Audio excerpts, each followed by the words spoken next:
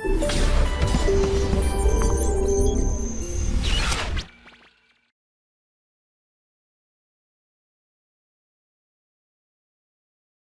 चलिए अपन बात करते हैं रिप्रोडक्टिव हेल्थ की। देखिए, रिप्रोडक्टिव हेल्थ की जब अपन बात करते हैं तो सबसे पहले इसमें जो चीज जिस पर कई बार क्वेश्चन आया हुआ है वो फैमिली प्लानिंग प्रोग्राम के बारे में।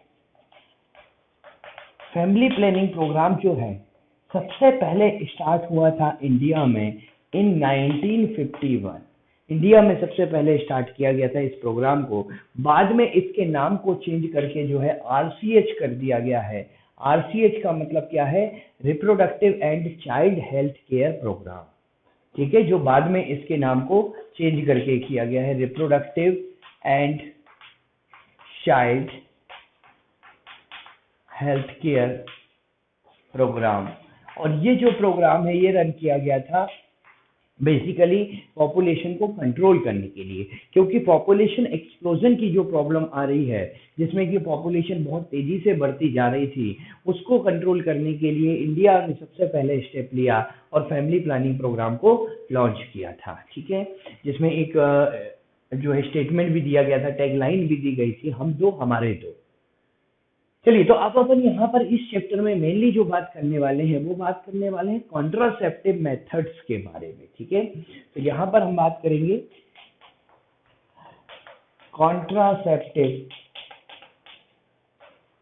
Contraceptive methods. अब ये कॉन्ट्रासेप्टिव मेथड्स क्या है?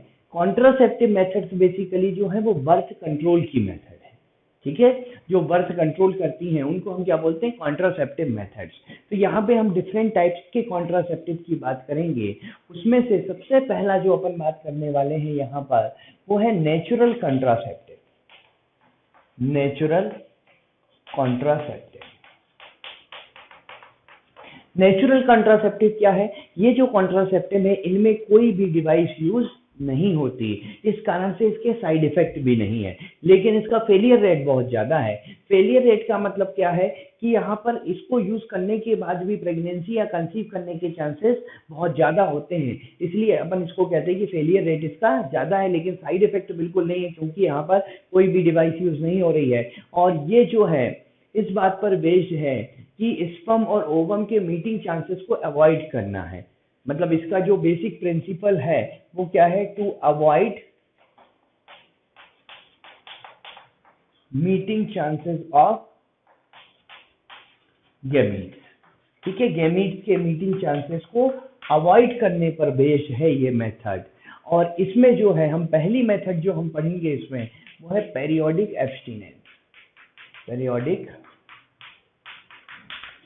एब्स्टिनेंस या इसको रिदम मेथड भी कहते हैं। पेरियोडिक एब्स्टिनेंस और रिदम मेथड। देखिए, ये पेरियोडिक एब्स्टिनेंस या रिदम मेथड जो है ये इस बात पर बेस्ड है कि रिस्की पीरियड में सेक्सुअल इंटरकॉर्स अगर ना किया जाए तो फर्टिलाइजेशन के चांसेस मिनिमम होते हैं। अब हम कह रहे हैं रिस्की पीरियड में सेक्सुअल इंटरकॉर्स ना किया जाए। रिस्की पीरियड मतलब 10 to 17 day of menstrual cycle.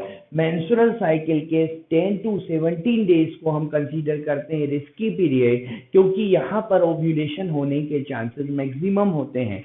सो अगर इस पीरियड में सेक्सुअल इंटरकॉर्स ना किया जाए, कोइटस अवॉइड किया जाए, सो प्रेगनेंसी के चांसेस जो होते हैं वो मिनिमम होते हैं। इस बात पर ये मेथड बेस्ड है। ठीक है, सेकेंड हम बात करते हैं विड्रॉल मेथड। विड्रॉल मेथड या जिसको हम कहते हैं कोइटस इंटरप्टस। कोइटस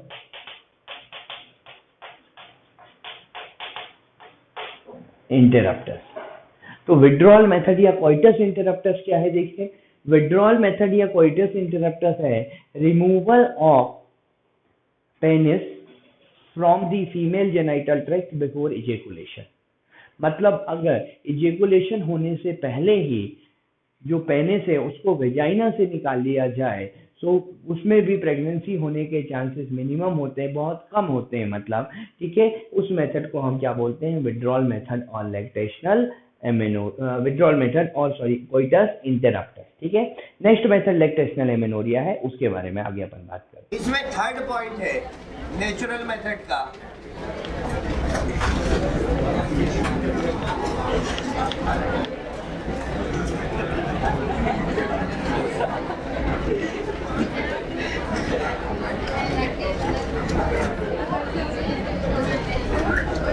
अच्छा, थर्ड मेथड के बारे में बात कर रहे हैं, लैक्टेशनल एमेनोरिया। हाँ, अभी आवाज आ रही है पीछे?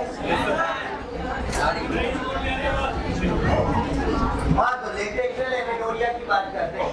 देखो, नेचुरल मेथड में तो हमने कहा कि इस बात पर बेस्ड है कि रिस्की पीरियड में सेक्सुअल इंटरकोर्स को अवॉइड करने पर।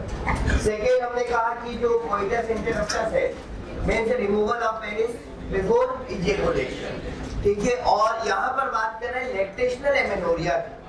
लैक्टेशनल एमेनोरिया जो है, इसमें क्या होगा, आफ्टर पार्चुरेशन, चाइल्ड बर्थ के बाद, डिलीवरी के बाद क्या होता है कि अगर मदर जो है वो ब्रेस्ट फीडिंग करा रही है, इंटेंस ब्रेस्ट फीडिंग, लेकिन वो ब्रेस्ट फीडिंग इंटेंस होनी चाहिए, तो प्रोलेक्टिन बहुत हाई अमाउंट में बनेगा।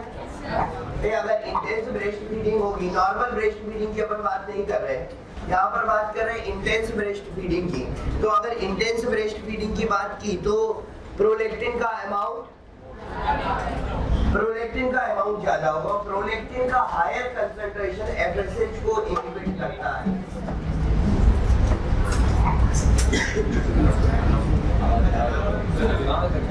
कौन सा माइक लगाना है ये पता नहीं, तो अच्छा ये भी लगाना है क्या?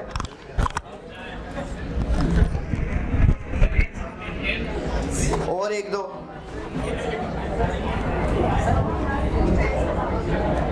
बताऊंगा, अभी रुक जाए।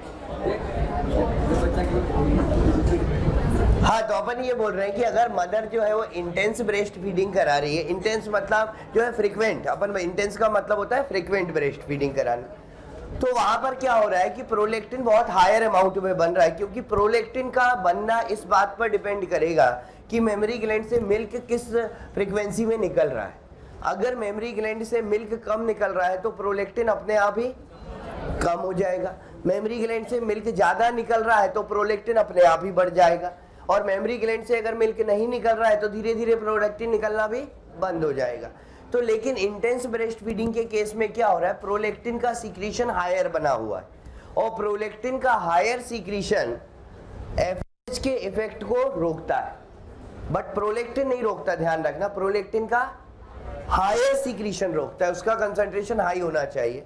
एफएसएच को इनहिबिट किया, एफएसएच के इफेक्ट को खत्म किया। एफएसएच का इफेक्ट नहीं होगा तो क्या फॉलिकल का मैच्योरेशन होगा? फॉलिकल का मैच्योरेशन नहीं हुआ तो क्या ओव्यूलेशन होगा? नहीं होगा। मतलब यहाँ पर ओव्यूलेशन और जो नॉर्मल मेंस्ट्रुअल साइकिल होती है वो नहीं चलती, ठीक है। इस कारण से फर्टिलाइजेशन के चांसेस भी नहीं होते, मतलब प्रेगनेंसी के चांसेस नहीं होते। इसी कारण से प्रेगनेंसी या फर्टिलाइजेशन के चांसेस नहीं होंगे, ठीक है ना। तो यहाँ पर लेकिन बात यह है, इसके भी फेलियर रेट हाई होंगे। फेलियर रेट हाई क्यों होंगे? क्योंकि अगर ब्रेस्ट फीडिंग थोड़ी सी भी कम हुई तो प्रोलेक्टिन का सीक्रेशन कम होगा और एफएसएच अपना इफेक्ट दिखाने लगेगा, ठीक है। तो ये केवल तभी है जब intense breast feeding means absence of ovulation and menstrual cycle in after the parturition in case of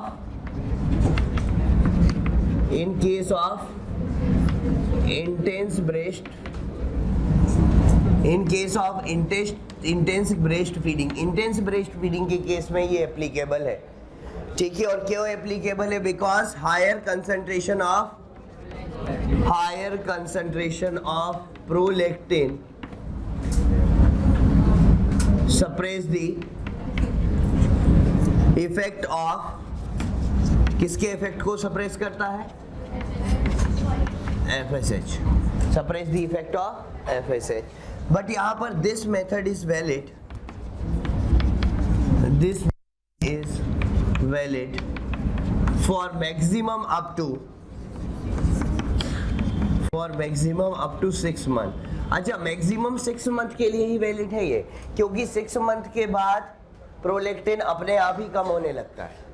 6 month तक तो कम नहीं होगा अगर इंटेंस ब्रेस्ट फीडिंग की बात कर रहे हैं, लेकिन 6 मंथ के बाद चाहे इंटेंस ब्रेस्ट फीडिंग हो या ना हो, अपने आप ही धीरे धीरे प्रोलैक्टिन क्या होने लगेगा, कम होने लगेगा, और फिर तो FSH अपना इफेक्ट दिखाने लगेगा। ठीक है, तो इसलिए इसके ये जो है 6 मंथ तक वैलिड होती है, और 6 मंथ तक भी तब जब इंटेंस ब्रेस्ट फीडिंग की बात हो। ठीक है ना, उस केस में। हाँ, लेकिन फेलियर रेट इसके भी हाई है। क्यों? क्योंकि अगर ब्रेस्ट फीडिंग थोड़ी सी भी कम हुई तो FSH अपना इफेक्ट दिखाना स्टार्ट कर देगा। तो ये सारी मेथड जो अपन ने पढ़ी है, ये कौन सी मेथड थी? नेचुरल कंट्रासेप्टिव, जो इस बात पर बेस्ड थी कि स्पर्म और ओवा जो है उनकी जो है मीटिंग को रोकना है, उनकी मीटिंग पॉइंट को, उनकी मतलब दोनों एक साथ फेलोपियन ट्यूब में ना पहुंच पाए, इस बात पर बेस्ड थी। अब हम सेकेंड मेथड की बात कर रहे हैं, जो कि है बैरियर मेथड। ये स्पर्म की एंट्री को रोकने पर बेस्ड है। अभी नेचुरल मेथड में स्पर्म की एंट्री नहीं रोक रहे थे, केवल स्पर्म की एंट्री उस टाइम पर हो रही थी जबकि ओवम वहां पर, ओवम या जो सेकेंडरी oocyte था वो वहां पर नहीं था। लेकिन अब बैरियर मेथड में हम उस मेथड की बात कर रहे हैं जिसमें स्पर्म की एंट्री को रोक रहे हैं इनटू फीमेल जेनिटल ट्रैक्ट। ठीक है, तो डिवाइसेस है, devices which prevent the entry of sperms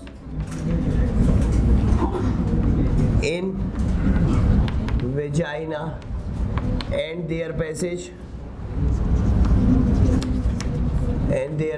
into uterus।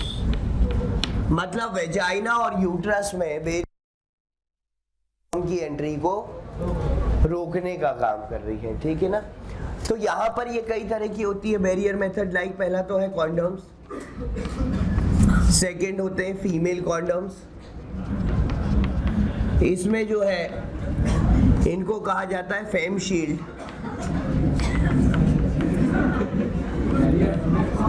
क्या हुआ? Diaphragm, vault, cervical cap. देखो ये सारी डिवाइसेस हैं जो कि बैरियर मेथड में आती हैं, ये स्पर्म की एंट्री को रोकने पर बेस्ड है।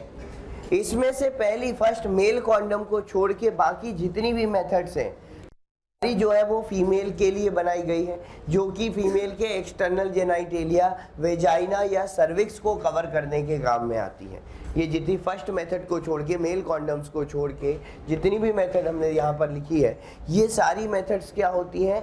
फीमेल के लिए, फीमेल में यूज़ की जाती है, जो कि फीमेल में एक्सटर्नल जेनाइटेलिया, वेजाइना या फिर सर्विक्स को कवर करने के काम में आती है, जिससे वहाँ से स्पर्म की एंट्री ना हो सके। ठीक है ना। और यहाँ पे कॉन्डम्स एक ऐसी मेथड है, चाहे मेल कॉन्डम हो या फीमेल कॉन्डम हो, जो कि कंट्रासेप्शन तो है ही, कंट्रासेप्टिव मेथड तो है ही, साथ ही साथ एसटीडी से भी प्रोटेक्शन प्रोवाइड कर रही है। STD like AIDS, hepatitis B, ये जो सेक्सुअली ट्रांसमिटेड डिसीज है, इससे भी प्रोटेक्ट कर रही है। और इसके अलावा कोई भी मेथड ऐसी नहीं है जो एसटीडी से प्रिवेंट करती है, एसटीडी को रोकती है। इन दोनों के अलावा ना पहले जो पढ़ी थी वो भी नहीं है, आगे जो पढ़ेंगे वो भी नहीं, केवल यही दो कंट्रासेप्टिव, मतलब यही कॉन्डम्स कंट्रासेप्टिव मेथड है जो कि कंट्रासेप्टिव होने के साथ साथ एसटीडी से भी प्रोटेक्शन प्रोवाइड करती है। Provide protection from STDs also, like AIDS, hepatitis B, इनसे भी प्रोटेक्शन प्रोवाइड करती हैं। ठीक है, तो ये होती है बैरियर मेथड। अब बैरियर मेथड के बाद थर्ड मेथड पे हम आते हैं। थर्ड मेथड जो है वो है केमिकल मेथड। बैरियर मेथड के बाद नेक्स्ट जो है वो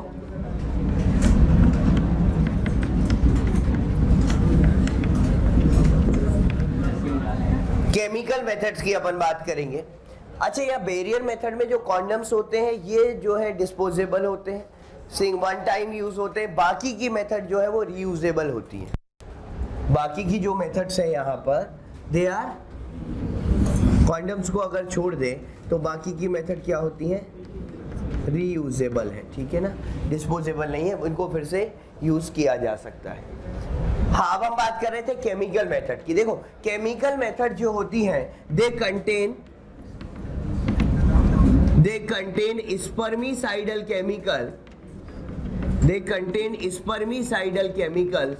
स्पर्मिसाइडल केमिकल्स का मतलब ऐसे केमिकल जो स्पर्म को किल करने का काम करेंगे, ठीक है, केमिकल स्पर्म को किल करने का काम करते हैं, स्पर्मिसाइडल केमिकल होते हैं। और मतलब यहाँ पर जो केमिकल्स हैं इन मेथड का जनरली यूज किया जाता है बैरियर मेथड के साथ। केमिकल मेथड अलग अलग फॉर्म में आती है, लाइक इसके एग्जांपल की अपन बात करें तो यहाँ पर एग्जांपल में आ जाएगा क्रीम, क्रीम के फॉर्म में आती है डेल्फेन के नाम से,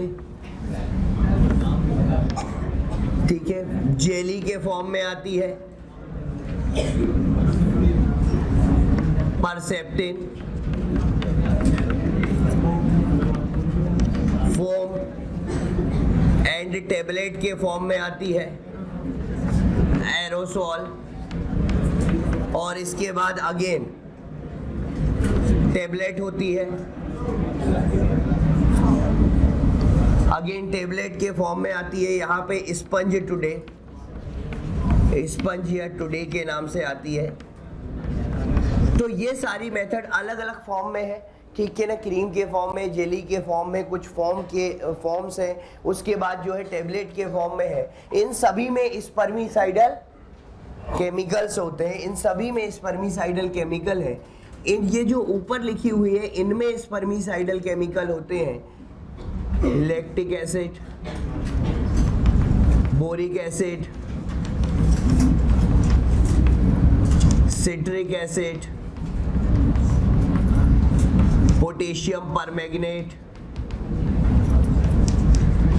पोटेशियम परमैंगनेट। तो ये जो है ये केमिकल कौन से हैं, यहाँ पर ये सारे केमिकल स्पर्मिसाइडल केमिकल होते हैं। और स्पंज टुडे में स्पर्मिसाइडल केमिकल मिलता है इंपॉर्टेंट नॉनऑक्सिनॉल 9, इस पे क्वेश्चन आया हुआ है, ये स्पर्मिसाइडल केमिकल कौन सा मिलेगा, नॉनऑक्सिनॉल 9। मतलब बाकियों में तो एसिड है, पोटेशियम परमैंगनेट है, ठीक है ना, लेकिन स्पंज टुडे में स्पर्मिसाइडल केमिकल कौन सा है, नॉनऑक्सिनॉल 9। और इनका काम क्या होता है, बैरियर मेथड के साथ यूज करके बैरियर मेथड की एफिशिएंसी को बढ़ाना या बैरियर मेथड के फेलियर रेट को कम करना, उसका जो फेलियर रेट है उसको कम करना। क्योंकि देखो बैरियर मेथड में भी स्पर्म फेलियर चांसेस तो इसके भी है, फेलियर, अगर यहाँ बैरियर मेथड यूज करने के बाद भी कुछ स्पर्म लीक हो गए और अगर ये मेथड यूज करी हुई है तो वो स्पर्म को क्या किल कर देंगी, वो स्पर्म को किल कर देंगी। तो यहाँ पर मतलब क्या है, एफिशिएंसी किसकी बढ़ाई गई, बैरियर मेथड की। तो इनका जनरली जो यूज होता है, बट अकेले भी यूज कर सकते हैं, बट इन जनरल हम बोलते हैं they are used with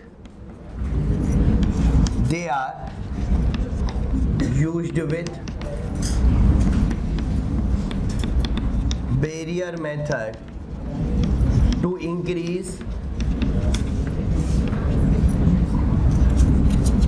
efficiency of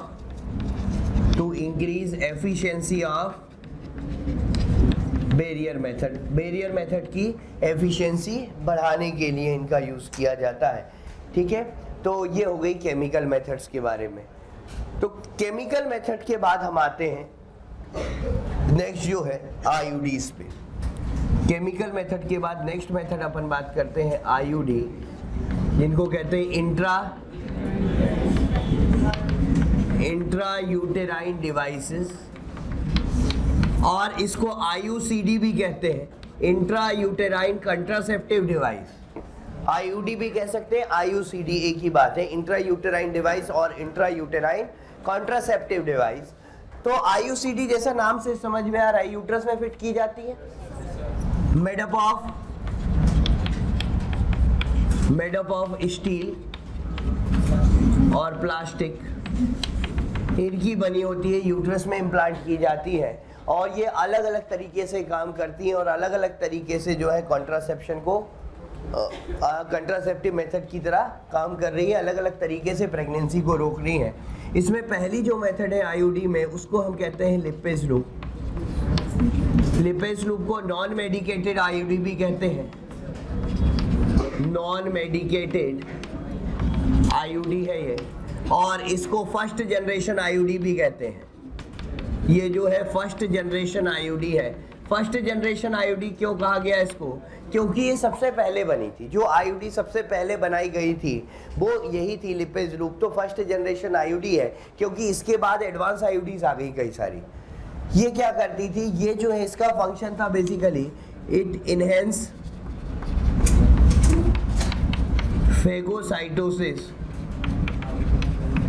phagocytosis of sperm. ये यूट्रस में फिट करने के बाद यूट्राइन वॉल को इरिटेट करती थी। यूट्राइन वॉल में इरिटेशन के कारण उसकी फेगोसाइटोसिस, भाई वहाँ WBC ज़्यादा एक्टिवेट हो गई। WBC ज़्यादा एक्टिवेट हो गई तो अब वो किसको किल करने लगेंगी? अब वो स्पर्म को किल करने लगेंगी, स्पर्म की फेगोसाइटोसिस करने लगेगी। इस तरह का कुछ मैकेनिज्म था, हाँ, लेकिन ज़्यादा इफेक्टिव नहीं थी। फिर थोड़ी और इफेक्टिव आईयूडी आई, जिसको हम सेकेंड, पहले तो I copper releasing IUD. Copper releasing IUD, copper releasing IUD का क्या फंक्शन है? ये यूट्राइन कैविटी में कॉपर रिलीज करती है, और कॉपर स्पर्म की मोटिलिटी और फर्टिलाइजिंग कैपेसिटी को इंक्रीज कर देता है, डिक्रीज कर देता है। स्पर्म की मोटिलिटी एंड फर्टिलाइजिंग कैपेसिटी को डिक्रीज करेगा कॉपर। तो मतलब ये एक तरह से फर्टिलाइजेशन को रोकने का काम कर रही है।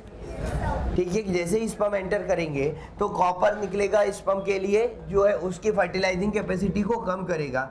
They release copper in uterus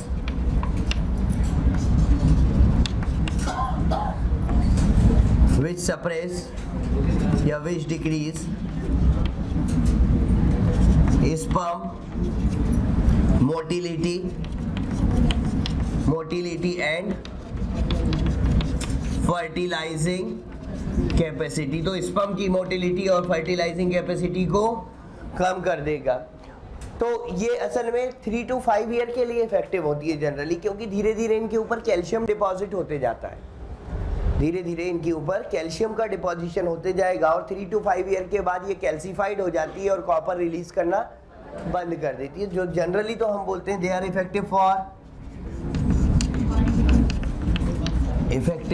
3 to 5 years. 3 to 5 years के लिए इफेक्टिव होती हैं। इनके एग्जाम्पल को अगर हम देखें तो एग्जाम्पल में copper T, copper 7, Multiload 375, copper T 380। अच्छा, कॉपर टी 380 की खास बात ये है कि ये effective for 10 years, basically 7 to 10 years. ये ज़्यादा टाइम तक, जनरली तो हम बोलते हैं कॉपर टी जो होती है वो 3 to 5 ईयर के लिए इफेक्टिव होती है, बट एक कॉपर टी 380 के नाम से आती है, ये जो है 7 to 10 ईयर्स के लिए इफेक्टिव होती है। तो इस तरीके से कॉपर रिलीजिंग आईयूडी काम कर रही है। फिर इसके बाद और एडवांस आईयूडी आ गई, हार्मोनल आईयूडीज आ गई, या इनको हम कहते हैं थर्ड जनरेशन आईयूडी। ये जो है थर्ड जनरेशन आईयूडी है। थर्ड जनरेशन आईयूडी क्यों? सबसे एडवांस आईयूडी यही है। इनके एग्जांपल में जैसे progestasert and LNG-20। LNG is levonorgestrel, levonorgestrel. तो यहाँ पर जो है कॉपर, ये जो हार्मोनल आईयूडी आई है, ये ब्लड में स्लोली हार्मोन रिलीज करती हैं। ब्लड में ये हार्मोन रिलीज करती हैं, और जो हार्मोन होता है वो प्रोजेस्टेरॉन लाइक इफेक्ट दिखाता है। अब अगर ये हार्मोन प्रोजेस्टेरॉन के जैसा इफेक्ट दिखा रहा है, मतलब प्रोजेस्टेरॉन अगर है ये, तो क्या करेगा ये? अगर ब्लड में स्लोली रिलीज होता रहेगा तो LH के सीक्रेशन को ज़्यादा बढ़ने नहीं देगा, क्योंकि प्रोजेस्टेरॉन LH को इनिबिट करता है। तो LH सर्ज तो नहीं हो सकता प्रोजेस्टेरॉन की प्रेजेंस में, भाई LH निकल सकता है, कोई दिक्कत नहीं है, लेकिन LH अपने 6 to 10 टाइम्स जो हाई पीक पे जाता था वो तो नहीं होगा, और जब तक LH सर्ज नहीं होगा तब तक ओव्यूलेशन नहीं हो सकता, मतलब ये ओव्यूलेशन को रोकेगा, पहली बात। दूसरी बात, यहाँ पर ये क्या करेगा, प्रोजेस्टेरॉन अगर सीक्रेट हो रहा है तो एंडोमेट्रियम का प्रोलीफेरेशन जो होता है वो प्रोजेस्टेरॉन की एब्सेंस में होता है। आपको बताओ, जो एस्ट्रोजन अकेला करता था, एस्ट्रोजन जो अकेला प्रोलीफेरेशन करता था, अब वो वाली प्रोलीफेरेशन तो नहीं हो पाएगा, तो कहीं ना कहीं एंडोमेट्रियम पूरी तरह से थिक भी नहीं हो पाएगी। एंडोमेट्रियम पूरी तरह से थिक नहीं होगी, मतलब ये इम्प्लांटेशन को भी रोकेगा। प्रॉपर अगर एंडोमेट्रियम मेंटेन नहीं होगी तो मतलब थिक नहीं हो पाएगी, तो इम्प्लांटेशन भी नहीं होगा, तो ओव्यूलेशन भी रुक रहा है, इम्प्लांटेशन भी रुक रहा है। कंटिन्यू प्रोजेस्टेरॉन सीक्रेट होते रहेगा तो सर्विक्स का म्यूकस कंसंट्रेटेड होता रहेगा। भाई प्रोजेस्टेरॉन सीक्रेशन सीक्रेटरी प्रॉपर्टी बढ़ाता है ना, अपन ने वहाँ प्रेगनेंसी में भी पढ़ा था, ड्यूरिंग प्रेगनेंसी प्रोजेस्टेरॉन ज्यादा निकलता है तो सर्वाइकल म्यूकस अपना प्लग बना लेता है वहां पर। अब वैसे ही प्रोजेस्टेरॉन ज्यादा तो चलो नहीं निकल रहा, लेकिन धीरे धीरे तो कंटिन्यू बना हुआ है ना प्रोजेस्टेरॉन। पहले तो क्या होता था, कुछ फेज में बनता था, कुछ में नहीं बनता था। यहाँ पर तो एक कंसंट्रेशन, एक मिनिमम कंसंट्रेशन उसकी कंटिन्यू मेंटेन है, तो अब वो सीक्रेशन ज्यादा कंसंट्रेटेड होता जाएगा सर्विक्स का, और सर्विक्स का हायर कंसंट्रेशन ऑफ म्यूकस ये जो होता है होस्टाइल फॉर स्पर्म, मतलब स्पर्म को सपोर्ट नहीं करेगा। जहां वो नॉर्मली तो सर्विक्स का जो एनवायरनमेंट होता है वो स्पर्म को सपोर्ट करने के लिए होता है, लेकिन यहाँ पर क्या होगा, अब वो सर्विक्स को सपोर्ट नहीं करेगा, तो इस तरीके से इम्प्लांटेशन भी रोका, इस तरह से ओव्यूलेशन भी रोका, सर्विक्स को होस्टाइल बना दिया स्पर्म के लिए, और ल्यूटियल एक्टिविटी को सप्रेस कर दिया, एक तरह से ये बोल सकते हैं। क्योंकि जब LH कम निकलेगा तो कॉर्पस ल्यूटियम जो एस्ट्रोजन प्रोजेस्टेरॉन निकाल रहा था वो भी कम निकलेंगे, मतलब एस्ट्रोजन भी कम होगा। प्रोजेस्टेरॉन तो चलो मेंटेन है, एस्ट्रोजन कम होगा ना, मतलब ल्यूटियल एक्टिविटी को इसने क्या किया, सप्रेस कर दिया, तो उसका भी इफेक्ट देखने को मिलेगा हमको, क्योंकि एस्ट्रोजन की भी जरूरत होती है थिकनिंग ऑफ एंडोमेट्रियम में। अब एस्ट्रोजन भी अगर कम किया है हमने, इसका मतलब एंडोमेट्रियम की प्रॉपर थिकनिंग तो नहीं हो पा रही है, ठीक है। तो यहाँ पर ये जो मेथड होती है, they cause anovulation, prevent implantation, suppress luteal activity and make cervix hostile for sperm। Hostile मतलब जो उसके अगेंस्ट में काम करे, सपोर्ट ना करे, उसको होस्टाइल कहते हैं, ठीक है। तो इस तरीके से काम कर रही है थर्ड जनरेशन आईयूडी। तो यहाँ पर ये सारी आईयूडीज हैं जो अपने अपने तरीके से काम कर रही है। अच्छा, इम्प्लांटेशन को सारी आईयूडी रोकती है इन जनरल, क्यों? क्योंकि जो भी आईयूडी अगर यूट्राइन वॉल में लगा दी तो वो यूट्रस को इरिटेट करेगी, और यूट्रस को इरिटेट करेगी तो वहाँ पर इम्प्लांटेशन तो उसका एडिशनल बेनिफिट है कि मेन काम तो करती हैं सब अपने अपने तरीके से, लेकिन सारी आईयूडी का एडिशनल फंक्शन क्या हो जाता है, वो इम्प्लांटेशन को भी रोक देती है, क्योंकि यूट्राइन वॉल को इरिटेट करती है, और जब यूट्राइन वॉल इम्प्लांटेशन नहीं हो सकता, उसके लिए तो यूट्राइन वॉल को पूरी तरह से रिलैक्स होना चाहिए ना। अगर वो इरिटेट होगी तो कई तरीके से काम करेगी, वो प्रॉपर थिक नहीं होगी, वो WBC की रिएक्शन वहाँ बढ़ाएगी, ठीक है। तो ये तो चलो मेन फंक्शन थे कि क्या क्या काम करती है। तो लिपेज लूप फेगोसाइटोसिस बढ़ाएगा, कॉपर रिलीजिंग आईयूडी फर्टिलाइजेशन को रोकेगी, मतलब स्पर्म की मोटिलिटी एंड फर्टिलाइजिंग कैपेसिटी को कम करेगी, और जो हार्मोनल आईयूडीज है वो ब्लड में प्रोजेस्टेरॉन के एक कंसंट्रेशन को मेंटेन रखती है, जिसकी वजह से एनोव्यूलेशन भी होता है। यूट्राइन वॉल प्रॉपरली इम्प्लांटेशन के लिए तैयार नहीं हो पाती, ल्यूटियल एक्टिविटी जो होती है वो सप्रेस हो जाती है, क्योंकि उसके लिए LH ज्यादा चाहिए ल्यूटियल एक्टिविटी के लिए, इसने LH को कम कर, ठीक है। और साथ ही साथ सर्विक्स में जो म्यूकस होता है उसका कंसंट्रेशन धीरे धीरे बढ़ता रहता है, जिससे कि सर्विक्स होस्टाइल हो जाता है स्पर्म के लिए, ठीक है। और ये जो आईयूडीज हैं, सारी आईयूडीज की बात कर रहे हैं, IUDs are the most acceptable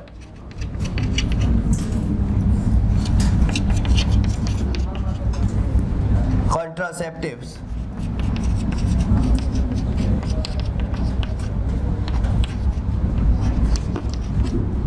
used by Indian female. India में फीमेल जो सबसे ज़्यादा जो मेथड का यूज़ करती हैं वो कौन सी है? IUDC है। ठीक है, तो इस तरीके से ये काम कर रही हैं। तो इतनी बात नोट करो पहले, फिर आगे चलते हैं आगे। Oral contraceptives. नेक्स्ट हम आते हैं ओरल कंट्रासेप्टिव्स पर। देखो अब ये बड़ी इंपॉर्टेंट है ओरल कंट्रासेप्टिव, इसमें बहुत क्वेश्चन आए हुए हैं कई बार। ओरल कंट्रासेप्टिव जो है या तो ये प्रोजेस्टेरॉन और एस्ट्रोजन का कॉम्बिनेशन होंगे या केवल प्रोजेस्टेरॉन होंगे। मतलब प्रोजेस्टेरॉन तो होगा, ये 100% है। हो सकता है उसके साथ एस्ट्रोजन हो और हो सकता है एस्ट्रोजन ना हो। अलग अलग कंपनीज अलग अलग तरीके से कंट्रासेप्टिव बनाती हैं, लेकिन प्रोजेस्टेरॉन तो होता ही है। तो यहाँ पर अपन पहली बात तो ये कर रहे हैं कि कॉम्बिनेशन ऑफ प्रोजेस्टिन। प्रोजेस्टिन क्या है? सिंथेटिक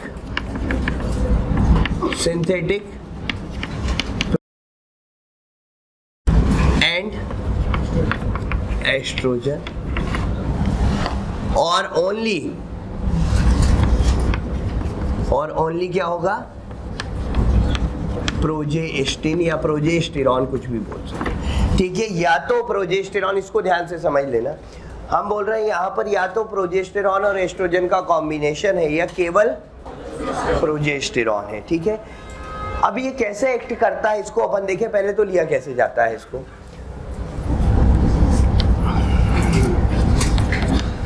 स्टार्ट फ्रॉम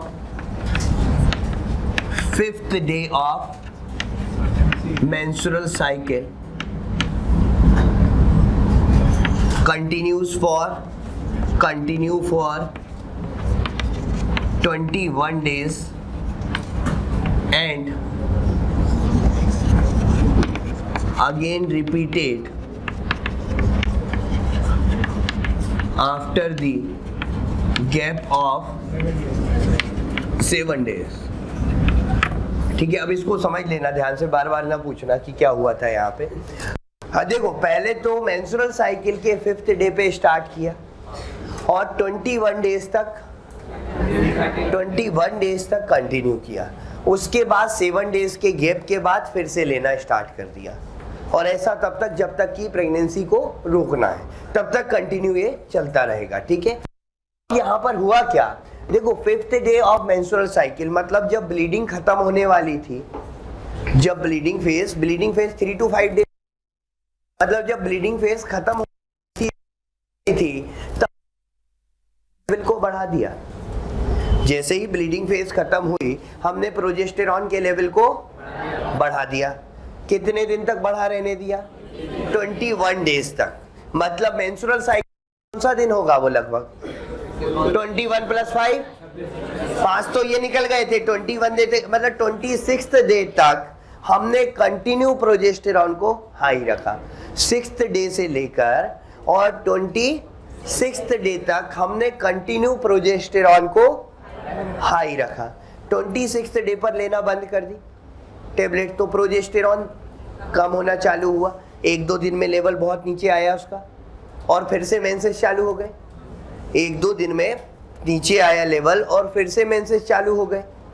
1-2 दिन मतलब ये 7 में से 2 दिन तो निकल गए। अब मेंसेस चालू हो गए, प्रोजेस्टेरॉन कम हुआ तो मेंसेस चालू हुए ना। 2 दिन तो यहाँ निकल गए, फिर कितने बचे? तो 5 ही बचे। मतलब 7 दिन के बाद फिर, और जब मेंसेस 4-5 दिन मेंसेस चले, 2 दिन तो निकल गए, 5 दिन बचे, 5 दिन मेंसेस चले और फिर से प्रोजेस्टेरॉन हाई कर दिया। मतलब यहाँ पर कर क्या रहे? कौन सी फेज गायब हो गई? फॉलिकुलर फेज वाला तो सीन ही नहीं रह गया कहीं भाई। केवल फर्स्ट फेज और लास्ट फेज वाले सिम्टम्स हार्मोनल चेंज हो रहे हैं भाई। लास्ट फेज में प्रोजेस्टेरॉन हाई हो रहा है तो वो वाली फेज का जो कंसंट्रेशन होता है हार्मोनल, हमने वो 21 डेज तक चलाया। जो 14 डेज तक चलना था वो कितने दिन तक चला दिया? 21 डेज तक कंटिन्यू कर दिया।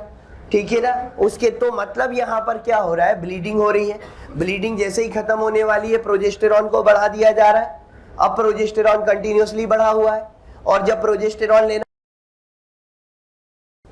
फिर से ब्लीडिंग चालू हो जाएगी, फिर ब्लीडिंग खत्म होने वाली होगी फिर से प्रोजेस्टेरॉन बढ़ा दिया, ठीक है। तो अब इसमें हुआ क्या कि देखो FSH और LH तो निकला ही नहीं। FSH LH निकला क्या? नहीं निकला, क्योंकि प्रोजेस्टेरॉन ही हाई बना के रखा हुआ था। ना FSH निकला ना LH निकला। जब FSH और FSH ही नहीं निकला तो फॉलिकल का मैच्योरेशन ही नहीं होगा। जब LH ही नहीं निकला तो ओव्यूलेशन भी नहीं होगा, ठीक है। बस मेंसेस आएंगे और प्रोजेस्टेरॉन हाई बना रहेगा, ठीक है। अब ये एक काम तो मतलब जो सेकंड वाली फेज वाली कंडीशन पूरी तरह से गायब हो गई। अब सेकंड वाली फेज में जो होता था वो नहीं होगा, मैच्योरेशन नहीं होगा फॉलिकल का, ओव्यूलेशन नहीं होगा, ठीक है। तीसरी बात, एंडोमेट्रियम का प्रॉपर प्रोलिफरेशन नहीं हो पाएगा, क्योंकि प्रॉपर प्रोलिफरेशन के लिए एस्ट्रोजन अकेला काम करना चाहिए और ऐसी कोई कंडीशन ही नहीं है कि एस्ट्रोजन अकेला बचे वहां पे। तो एंडोमेट्रियम बन तो जाएगी, दोबारा से रिपेयर तो हो जाएगी क्योंकि प्रोजेस्टेरॉन तो है, लेकिन वो उसको तो इम्प्लांटेशन भी नहीं होगा। और अगेन 21 डेज तक प्रोजेस्टेरॉन हाई रख रहे हैं तो सर्विक्स को स्पर्म के लिए होस्टाइल बनाएगा। सर्विक्स को स्पर्म के लिए होस्टाइल बनाएगा, मतलब ओव्यूलेशन भी नहीं होने देगा, इम्प्लांटेशन भी नहीं होने देगा और सर्विक्स को स्पर्म के लिए सूटेबल भी नहीं रहने देगा, क्योंकि higher concentration of progesterone sperm के लिए सूटेबल नहीं होता। वो तो बस एंडोमेट्रियम को मेंटेन करने के लिए सूटेबल होता है, जो इम्प्लांटेशन के बाद होता है, ठीक है ना। तो बात समझ में आई यहाँ पर क्या हुआ कि केवल मेंसेस चल रहे हैं और प्लस प्रोजेस्टेरॉन हाई बना है। कब हुआ? फिर मेंसेस आ गए, और जब मेंसेस खत्म होने वाले थे फिर इसको हाई कर दिया, फिर हाई बना हुआ है, फिर 21 डेज पे लेना बंद किया, फिर मेंसेस आ गए। फिर जैसे ही मेंसेस खत्म होने वाले थे FSH LH को निकलने को टाइम दिया ही नहीं, तुरंत प्रोजेस्टेरॉन को हाई करवा दिया। तो FSH LH अगर निकलने शुरू भी हो गए थे तो वो तुरंत ही बंद हो जाएंगे। इस तरीके से ये काम करती है, मतलब अगेन सेम वही जो हार्मोनल IUD वाला था, कुछ उसी तरीके से दिख रहा है। तो मतलब यहां पर अपन इसके फंक्शन की बात करें तो फंक्शन में वही पहला तो क्या है, cause anovulation. Anovulation का मतलब ओव्यूलेशन ना होना है ना, ये एन अलग मत लिख लेना। कॉज एन ओव्यूलेशन, बोले आप तो बोल रहे थे ओव्यूलेशन को रोकता है, ये तो ओव्यूलेशन हो रहा है इसके कारण।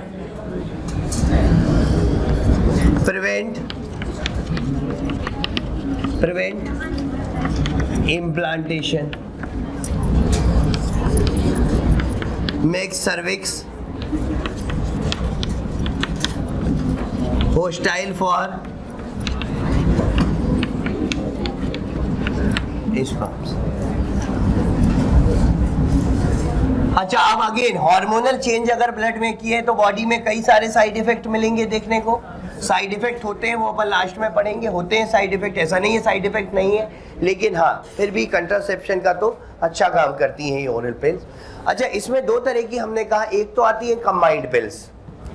कंबाइंड पिल्स का मतलब जिसमें प्रोजेस्टेरॉन और एस्ट्रोजन दोनों होगा, कंबाइंड पिल्स। और कंबाइंड पिल्स के नाम से आती है माला डी, माला एन, ये सारी कंबाइंड पिल्स हैं, ठीक है। दूसरी होती है पीओपी, आगे प्लास्टर ऑफ पेरिस नहीं है, प्रोजेस्टेन ओनली पिल्स। हाँ, नहीं तो तुम पीओपी के चक्कर में जहाँ प्लास्टर ऑफ पेरिस लगाना हुआ ये पीओपी दे दो, तो प्लास्टर चढ़ा दो, तो कोई मतलब नहीं। हाँ, तो पीओपी जो है वो आती है मिनी पिल्स के नाम से आती है पीओपी, ठीक है। प्रोजेस्टिन ओनली पिल, जिसमें कॉम्बिनेशन नहीं, केवल क्या है प्रोजेस्टेरॉन। किस तरीके से काम करती है बात समझ में आ गई। अब इसमें एक इंपॉर्टेंट पिल की अपन बात करते हैं जो इन सब से अलग है, सहेली। अरे ये वो सहेली नहीं है जो तो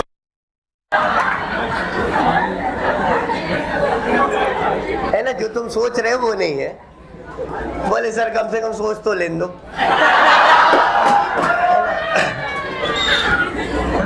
हाँ, तो सहेली जो पिल होती है, देखो पहली बात तो ये जो है नॉन स्टीरॉइडल प्रिपरेशन है, इनसे अलग है, इसलिए अपन इसकी प्रॉपर्टी को अलग से पढ़ते हैं।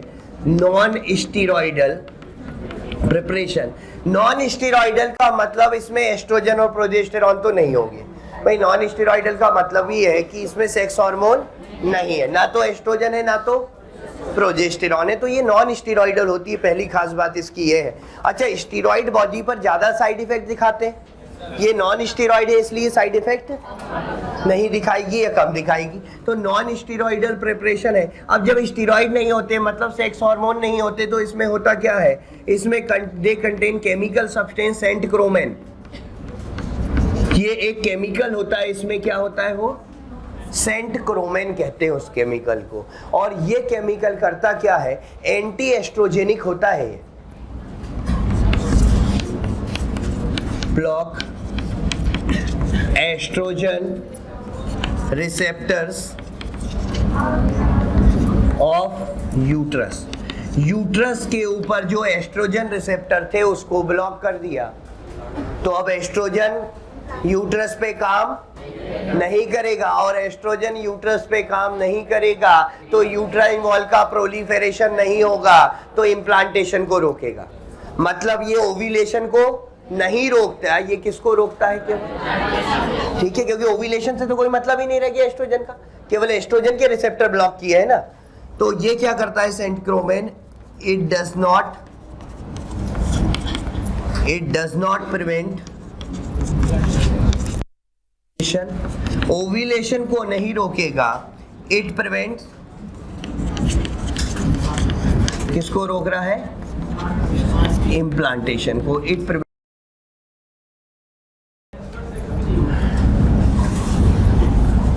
क्यों, एस्ट्रोजन के रिसेप्टर नहीं खत्म हो गए तो एस्ट्रोजन से मेंस्ट्रुअल साइकिल होती है,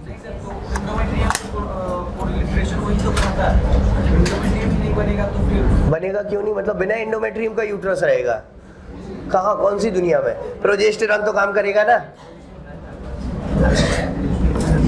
हाँ, तो यहाँ पर अपन कह रहे हैं कि ये ओव्यूलेशन को नहीं रोक रहा, ये किसको रोक रहा है, इम्प्लांटेशन को। इसको वंस अ वीक पिल कहते हैं। देखो वंस अ वीक पिल इसलिए कहा जाता है क्योंकि वीक में, जैसे ये डेली लेना होता है, ये तो डेली 21 डेज तक लेना होता है ना हर मंथ, लेकिन इनको वीक में एक बार लेना होता है। लेकिन अगेन स्टार्टिंग के 3 months twice a week, then once a week, ठीक है। ये क्वेश्चन एम्स में पूछा हुआ है, इसके किस तरीके से लिया जाता है, टेकन ओरली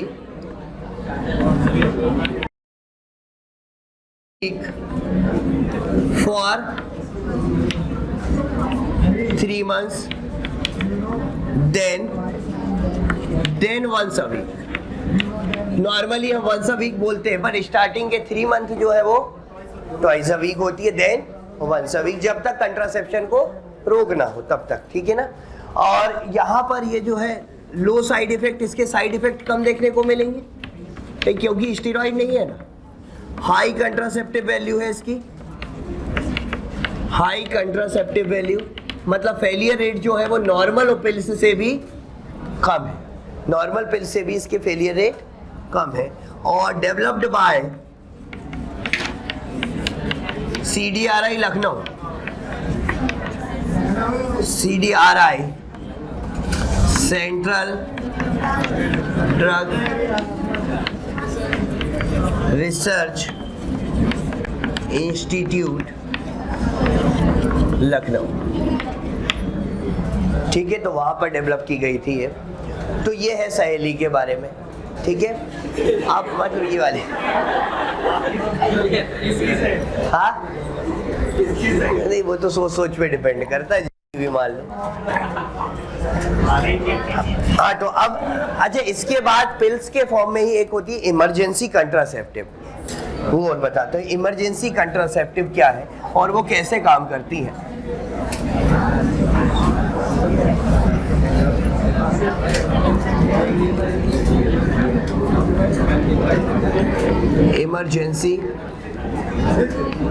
इमरजेंसी कॉन्ट्रासेप्टिव्स, देखो अगेन इमरजेंसी कॉन्ट्रासेप्टिव्स में भी प्रोजेस्टेरॉन होता है, लेकिन काम का तरीका अलग। अब देखो प्रोजेस्टेरॉन तो ओरल पिल्स में भी था, लेकिन ओरल पिल्स ये कब यूज करते हैं, जब फर्टिलाइजेशन से पहले ही लेना चालू कर देते हैं। और इमरजेंसी कंट्रासेप्टिव कब काम करती है, जब ये पॉसिबिलिटी होती है कि फर्टिलाइजेशन हो चुका है, अब जो है इम्प्लांटेशन को रोकना है। भाई ओरल पिल्स तो नॉर्मल पिल्स है जो रेगुलर बेसिस पे ले रहे हैं, इसलिए कि फर्टिलाइजेशन ना हो, इम्प्लांटेशन ना हो। लेकिन इमरजेंसी कंट्रासेप्टिव को इमरजेंसी कंट्रासेप्टिव बोला ही इसलिए गया जब ये पॉसिबिलिटी हो कि फर्टिलाइजेशन हो चुका है लेकिन अब प्रेगनेंसी कंटिन्यू, मतलब प्रेगनेंसी नहीं होनी चाहिए। कंटिन्यू तो कभी तो प्रेगनेंसी बोलेंगे ही नहीं, जब तक इम्प्लांटेशन नहीं होगा तब तक हम प्रेगनेंसी टर्म नहीं देते। प्रेगनेंसी नहीं होनी चाहिए लेकिन पॉसिबिलिटी है कि फर्टिलाइजेशन हो गया होगा। अब क्या करें, इनको देखो 3 डेज के अंदर लेना होता है। होता तो क्या है, प्रोजेस्टेरॉन, लेकिन प्रोजेस्टेरॉन का हायर लेवल होता है। इनमें तो बहुत लो कंसेंट्रेशन बनवा के रखा जाता है, ठीक है, मतलब उसके कंपैरेटिवली लो बनवा के रखा जाता है, धीरे धीरे ब्लड में बढ़ाया जाता है। इसमें हाई कंसेंट्रेशन होता है प्रोजेस्टेरॉन का। तो होता क्या है, जब सेक्सुअल इंटरकोर्स हुआ, अगर पॉसिबिलिटी है कि फर्टिलाइजेशन हो सकता है तो उस केस में क्या करेंगे, उसके 72 आवर्स के अंदर ही ओरल कंट्रासेप्टिव ले लिए, 72 आवर्स के अंदर ओरल कंट्रासेप्टिव ली। और ओरल कंट्रासेप्टिव में प्रोजेस्टेरॉन था तो प्रोजेस्टेरॉन का लेवल हाई आ गया और हाई लाके छोड़ दिया, उसको कंटिन्यू हाई बना के नहीं रखा, केवल क्या किया, उसको हाई बना के वहीं पे छोड़ दिया। अब हाई बना के छोड़ दिया तो तुरंत क्या होगा, जैसे ही हाई बना के छोड़ा तुरंत LH को नेगेटिव गया। अगर कॉर्पस ल्यूटियम वहां डेवलप होना भी स्टार्ट हुआ होगा तुरंत ही खत्म हो जाएगा। क्यों, क्योंकि कॉर्पस ल्यूटियम से तो प्रोजेस्टेरॉन निकलता 9-10 दिन तक, उसके बाद इतना हाई होता कि वो LH को नेगेटिव दे, और फर्टिलाइजेशन हो जाता तो वो भी नेगेटिव देता, तब भी कुछ नहीं होता। लेकिन यहाँ पर क्या हुआ, 3 दिन के अंदर ही टेबलेट ले ली और प्रोजेस्टेरॉन को हाई बना दिया, मतलब तुरंत ही कॉर्पस ल्यूटियम अगर बन रहा होगा तो डीजेनरेट हो गया, और डीजेनरेट हो गया तो तुरंत मेंसेस चालू हो जाएंगे, 1 से 2 दिन में ही मेंसेस चालू हो जाएंगे। जो मेंसेस 14 डेज के बाद होने वाले थे या फर्टिलाइजेशन हो गया तो नहीं होने वाले थे, वो तुरंत ही चालू हो जाएंगे। और इम्प्लांटेशन तो तब तक हो ही नहीं पाएगा क्योंकि इम्प्लांटेशन तो 7th डे आफ्टर फर्टिलाइजेशन होता है, और हमने इसके कंसेंट्रेशन को 3 दिन के अंदर ही बढ़ा दिया, तो 1 या 2 दिन में, मतलब 4 या 5 दिन के अंदर मेंसेस स्टार्ट हो गए। अब मेंसेस ब्लीडिंग स्टार्ट हो गई तो एंडोमेट्रियम ही नहीं बची, इम्प्लांटेशन हो गई नहीं, वो जो फर्टिलाइज्ड एग है वही ब्लड के साथ बाहर आ जाएगा। तो इस तरीके से इसका यूज करते हैं। बात आई समझ में? यहाँ पर तो प्रोजेस्टेरॉन कंटिन्यू बढ़ा के रखते हैं, वो अलग चीज है। यहाँ पर केवल प्रोजेस्टेरॉन को बढ़ा के और छोड़ देते हैं। प्रोजेस्टेरॉन को बढ़ा के छोड़ने से तुरंत मेंसेस चालू हो जाएंगे 1 या 2 दिन के अंदर ही, क्योंकि कॉर्पस ल्यूटियम पूरी तरह से बन भी रहा होगा तो वो डीजेनरेट हो जाएगा, क्योंकि LH को ये नेगेटिव दे देगा तुरंत ही। तो अब वो कॉर्पस ल्यूटियम बन भी रहा होगा तो डीजेनरेट हुआ तो मेंसेस स्टार्ट हो गए बिफोर इम्प्लांटेशन, क्योंकि और यहाँ तो इम्प्लांटेशन के पहले ही मेंसेस स्टार्ट हो गए। तो यहाँ पर ये जो है बेसिकली ये भी क्या होती है, प्रोजेस्टेरॉन कंटेनिंग होती है। इमरजेंसी कंट्रासेप्टिव पिल्स को कहा जाता है, इनके पिल्स के फॉर्म में जो आती है उनको कहते हैं morning after pills, morning after pills कहा जाता है। Taken orally with in 72 hours, unprotected sex, उसके 72 आवर्स के अंदर ही लेना होता है। क्यों? क्योंकि अगर डिले किया और इम्प्लांटेशन हो गया तब प्रोजेस्टेरॉन का हायर लेवल भी कुछ नहीं कर पाएगा। क्यों? क्योंकि तब तो SCG कॉर्पस ल्यूटियम को डीजेनरेट ही नहीं होने देगा। तो जो करना है वो इम्प्लांटेशन के पहले करना पड़ेगा, क्योंकि एक बार इम्प्लांटेशन चालू हो गया 7 दिन के बाद तो फिर तो कोरियोनिक विलाई से SCG निकल, और अब प्रोजेस्टेरॉन कितना भी बढ़ा दो कॉर्पस ल्यूटियम डीजेनरेट नहीं होगा। क्यों नहीं होगा? क्योंकि SCG उसको मेंटेन कर देगा। तो जब तक LH को कम करके हम काम करवा सकते हैं तब तक ही करवा सकते हैं यहाँ पर, ठीक है। तो यहाँ पर taken orally with in 72 hours of unprotected sex, example के लिए आई पिल के नाम से आती है, इसमें अनवांटेड 72 के नाम से आती है। और इमरजेंसी कंट्रासेप्शन का एक तरीका और होता है, implant of insertion of IUDs within 5 days of unprotected sex। अगर क्योंकि अगेन IUD लगवा दी 5 दिन के अंदर तो 5 दिन के अंदर लगा दी तो वो यूट्राइन वॉल को इरिटेट करना चालू कर देंगी। 1 या 2 दिन में इतना काम चालू कर देंगी, सफिशिएंट इरिटेशन चालू हो जाएगा 2 दिन में। तो यूट्राइन वॉल इरिटेट होगी तो इम्प्लांटेशन नहीं होगा। कोई सी भी आईयूडी लगाओ, यूट्राइन वॉल को सारी इरिटेट करती है। तो अगर इरिटेशन चालू हो गया तो इम्प्लांटेशन नहीं हो पाएगा, क्योंकि जब इरिटेशन चालू होगा ना तो यूट्राइन वॉल कोशिश करेगी डिजेनरेट होने की। यूट्राइन वॉल की फेगोसाइटोसिस बढ़ेगी, वो कोशिश करेगी डिजेनरेट होने की। तो इस कारण से जो है वहां पर आईयूडी का इम्प्लांटेशन अगर इंसर्शन कर दिया जाए, insertion of IUD within 5 days of possible fertilization या unprotected sex is also acts as emergency contraception। बात आ गई समझ में यहाँ पे? तो ये सारी चीजें पिल्स से ही रिलेटेड है, बस देने का तरीका इनका अलग अलग है। चाहे ओरल पिल्स हो, ओरल पिल्स में नॉर्मल हो या फिर सहेली हो, ठीक है ना। तो ये हो गया। उसके बाद अपन ने बात करी इमरजेंसी कंट्रासेप्टिव पिल्स की। तो देने का तरीका अलग अलग है, हार्मोन को बढ़ाना कैसे इस बात पे डिपेंड करता है वो, ठीक है। लेकिन सभी में जनरली प्रोजेस्टेरॉन ही है, सहेली को छोड़कर बाकी सभी में क्या है, प्रोजेस्टेरॉन है। और वही अलग अलग तरीके से हम काम करवा रहे हैं उसी प्रोजेस्टेरॉन से, ठीक है। तो ये थी ओरल पिल्स के बारे में और इमरजेंसी कंट्रासेप्टिव। ओरल कंट्रासेप्टिव बताई थी। चलो, तो अपन ने ओरल कंट्रासेप्टिव के बारे में पढ़ लिया था, उसमें हमने सहेली भी पढ़ी और साथ ही साथ इमरजेंसी कंट्रासेप्शन के बारे में पढ़ा। अब अपन बात करते हैं यहाँ पर नेक्स्ट पॉइंट इम्प्लांट्स के बारे में। कौन सा नंबर है, कौन सा number?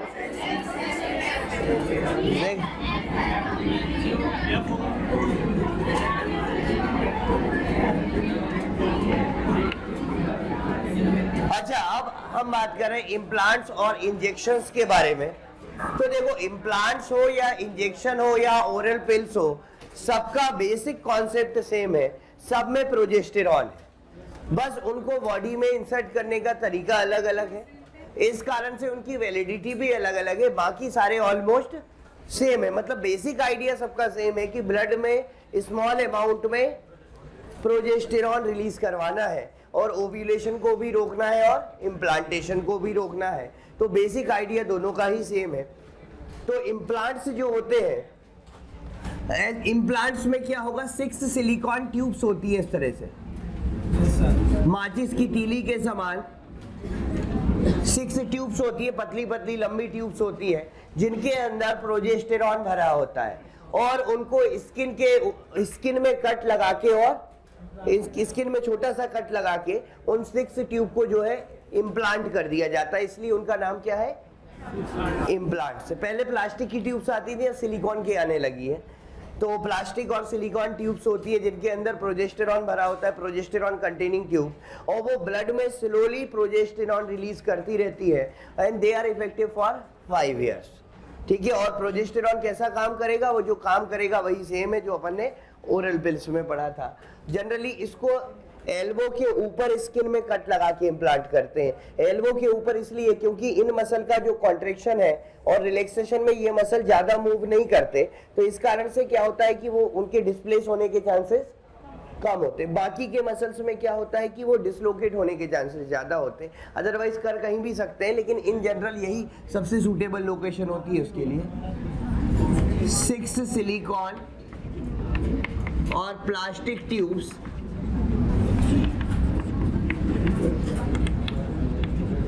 inserted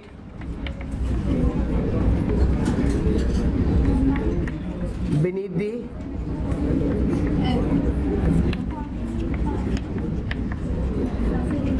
skin of upper arm above the, बातें नहीं करो, above the elbow। इसका एग्जाम्पल है, इसका एक एग्जाम्पल है, नॉर प्लांट के नाम से आती है ये। नॉर प्लांट, और ये जो होती है इफेक्टिव फॉर 5 इयर्स, इसका इफेक्ट 5 इयर्स तक रहता है, effective for 5 years.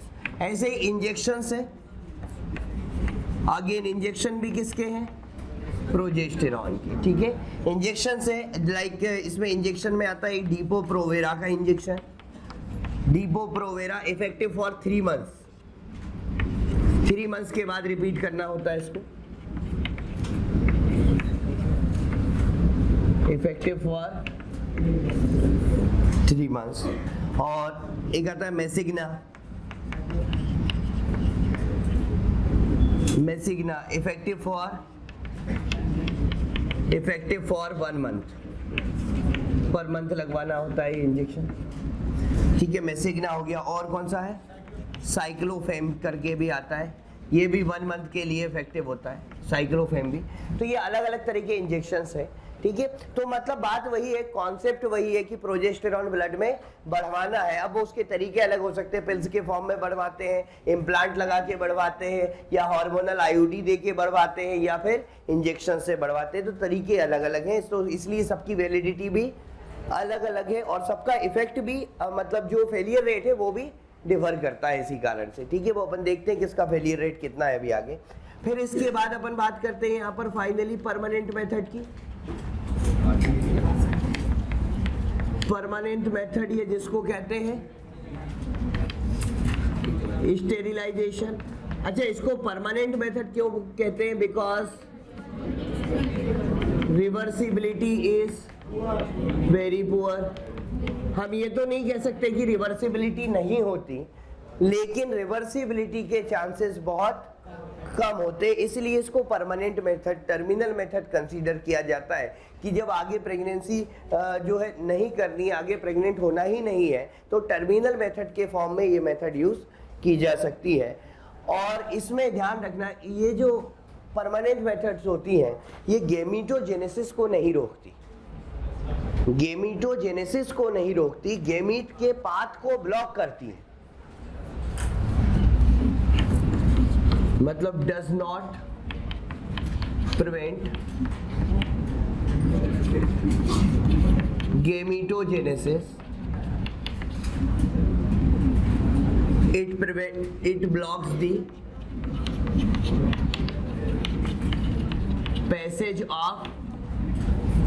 blocks the passage of gamete. ये गैमीट के पैसेज को ब्लॉक करेंगी। जैसे अपन बात करते हैं मेल में कौन सी होगी, मेल में अगर आप देखिए, मेल में होती है वेसेक्टोमी। वेसेक्टोमी में 2 तरह की होती है, एक तो होती है कन्वेंशनल और दूसरी होती है no scalpel, no scalpel vasectomy. देखो, वेसेक्टोमी में वास्ट डिफरेंस को कट करेंगे, सीधी बात है, वेसेक्टोमी वास्ट डिफरेंस से रिलेटेड है।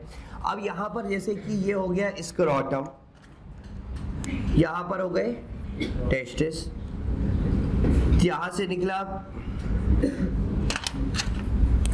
एपिडिडाइमिस, एपिडिडाइमिस से वास्ट डिफरेंस, वास्ट डिफरेंस कहाँ चली गई, एब्डोमिनल कैविटी में। तो एब्डोमिनल कैविटी में तो इंसीजन नहीं कर सकते, इसमें कहाँ पर कट करते हैं, स्क्रोटम में कट करते हैं, जो इजी प्रोसीजर होता है। वास्ट डिफरेंस को स्क्रोटम में कट लगाकर वास्ट डिफरेंस को बाहर निकाला जाता है, स्क्रोटम में कट लगा के वास्ट डिफरेंस को बाहर निकालते हैं, और बाहर निकालने के बाद इसको बांध दिया जाता है, और बीच में गैप रखा जाता है 1 to 4 सेंटीमीटर का, जिससे कि ये दोबारा से लाइगेट ना हो जाए। ये तो नॉर्मल किस में किया जाता है, कन्वेंशनल। एक्चुअली दोनों ही एक है, बस इसमें बस अंतर इतना है, इसमें स्कैल्पल का यूज करते हैं, उसमें फोर्सेप का यूज करते हैं। दोनों ही मेडिकल इंस्ट्रूमेंट होते हैं, आप आगे जाओगे तो देखोगे। स्कैल्पल जो होता है थोड़ा सा ब्लंट होता है, इस कारण से उससे जो कट लगता है स्क्रोटम में वो थोड़ा लार्ज कट लगता है, और जो इसमें स्कैल्पल का यूज नहीं करते, इसमें फोर्सेप का यूज करते हैं। फोर्सेप जो होता है वो शार्प एंड का होता है, इसलिए उसमें जो कट लगता है वो बहुत छोटे से पार्ट में कट लगता है। बाकी दोनों में करना सेम होता है, वास्ट डिफरेंस को निकालना होता है, निकाल के उनको काट के और बांधना होता है और दोनों के बीच में गैप रखा जाता है। जो कटे हुए पार्ट हैं उनके बीच में 1 to 4 सेंटीमीटर का गैप रखा जाता है। तो मतलब गेमीटोजेनेसिस तो होगी, लेकिन गेमीट का पैसेज ब्लॉक हो गया। अब मतलब ये जो स्पर्म है वो सीमेन के साथ नहीं आएंगे, लेकिन तुरंत डिसअपेयर नहीं होंगे, ग्रेजुअली होंगे। क्यों? क्योंकि अभी इसके आगे वाले स्टोर वाले तो निकलेंगे, ठीक है, फिर वो स्टोर वाले भी खत्म हो गए, तब जाकर अब कोई नया स्पर्म वहां पर नहीं आएगा। तो अगर ये क्वेश्चन होता है कि ग्रेजुअली डिसअपियर होंगे या इमीडिएटली डिसअपियर होंगे वेसेक्टोमी के, तो ग्रेजुअली होंगे, इमीडिएटली नहीं हो सकते, ठीक है, क्योंकि वास्ट डिफरेंस में भी तो स्टोर होते हैं। स्पर्म एपिडिडाइमिस में तो होते ही हैं, साथ ही साथ वास्ट डिफरेंस में भी होते हैं। तो conventional with the help of scalpel, with the help of scalpel, incision of 1 centimeter is made on scrotum,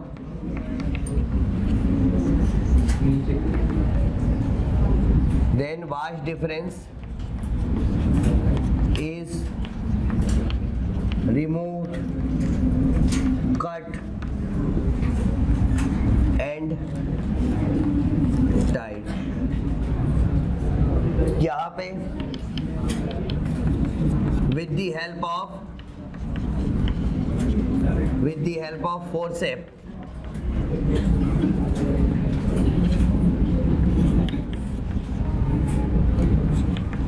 scrotum is punctured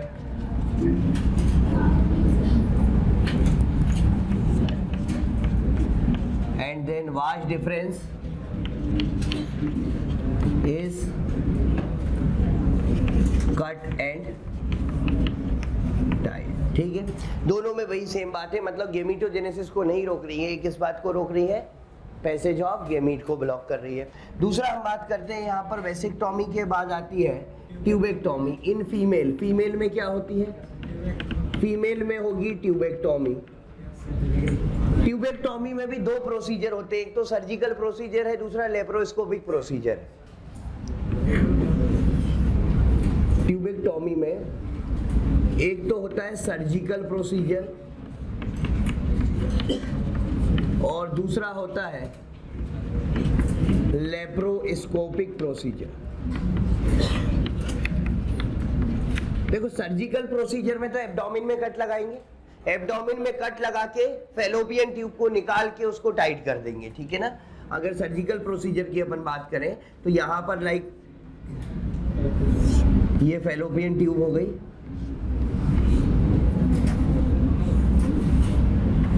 ये यहाँ पर फैलोपियन ट्यूब है, इसको क्या किया? कट कर दिया, और कट करके क्या कर दिया? इसको बांध दिया दोनों तरफ से, ठीक है। यहाँ पर भी आगे कंटिन्यू होगी, ये दोनों तरफ से कट करके क्या कर दिया? इसको बांध दिया फैलोपियन ट्यूब को। ये तो नॉर्मल सर्जिकल प्रोसीजर हो गया। लेप्रोस्कोपी में क्या करते हैं? लेप्रोस्कोपी में कट करने की जरूरत नहीं पड़ती, छोटा सा इंसिजन करते हैं, छोटा सा छेद करते हैं, उससे जो है इंस्ट्रूमेंट डालते हैं और उसके बाद इसको काटते नहीं है। वहां पर इसको काटते नहीं है, वहां पर क्या करते हैं? इसको इस तरह से बांध देते हैं, दोनों तरफ से क्या करते हैं? फैलोपियन ट्यूब को बांध दिया जाता है और बांधने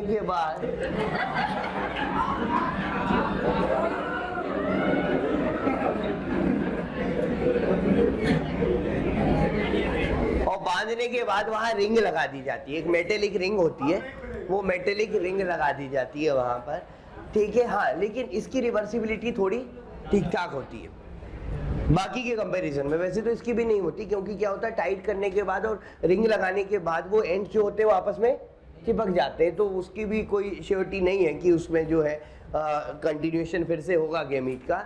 लेकिन हाँ, कंपैरेटिवली रिवर्सिबिलिटी इसकी ठीक ठाक होती है। तो बस दोनों प्रोसीजर में यही अंतर है। सर्जिकल में एब्डोमेन में कट लगाया, वास्ट डिफरेंस को निकाला, निकाल के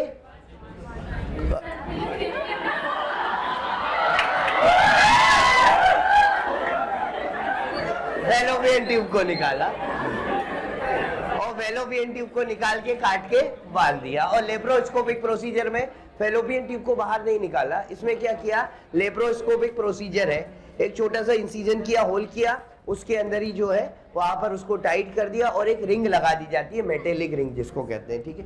तो यहाँ पर सर्जिकल प्रोसीजर में incision in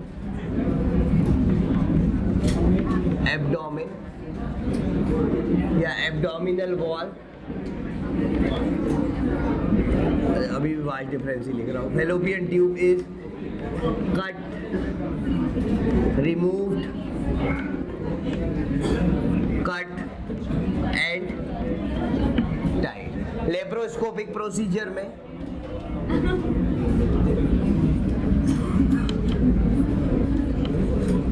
small incision in abdominal wall,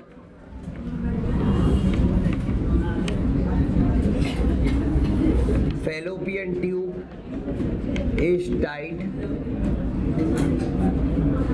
and tight ends are closed by ring। ये लेप्रोस्कोपिक प्रोसीजर होता है। तो ये जो मेथड है ये हम इसको परमानेंट मेथड मानते हैं क्योंकि इसकी रिवर्सिबिलिटी बहुत कम होती है। तो ये तो हो गया सारा। कैसे होगी? किसमें? कई बार लाइगेट कर जाती है, अगर उसको खोल दिया जाए टाइट एंड को तो उसको बाद में जो है उसमें जो है वो फ्यूचर्स लगा दिए जाए अगर उसमें, ठीक है ना, तो फिर क्या होता है कि बाद में क्या होती है, कुछ समय के बाद वो जुड़ने के चांसेस होते हैं लेकिन बहुत कम है।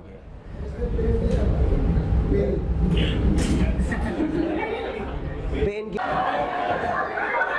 अरे कौन से प्रोसीजर में? हाँ एक मिनट बस, हो गया मत बताओ, पता है सबको पता है कि तुम क्या हो। हाँ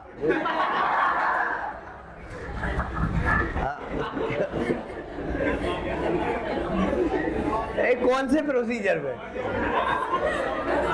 अच्छा इन सब प्रोसीजर में पेन होता है कि नहीं होता, ये वाली बात नहीं। तो पेन तो ऐसे मतलब बाद में कर, प्रोसीजर के बाद नहीं होता, प्रोसीजर के बाद नहीं होगा क्योंकि वो तो हील हो जाते हैं ना वहाँ पे, ठीक है। लोकल एनेस्थीसिया देखे तो प्रोसीजर कर दिया, ठीक है, उसके बाद तो वो हील हो गए, फिर क्यों पेन होगा? हाँ चलो अब इसके बाद हम बात करते हैं। अच्छा फेलियर रेट ऑफ कंट्रासेप्टिव, इसमें पहला natural method failure rate 20 to 40% के आसपास ले लेते हैं, 25 से 40%। Barrier method 10 to 15%।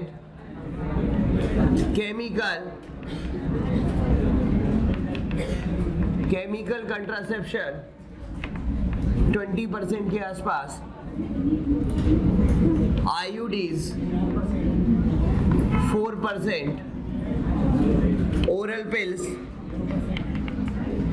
2 to 2.5%।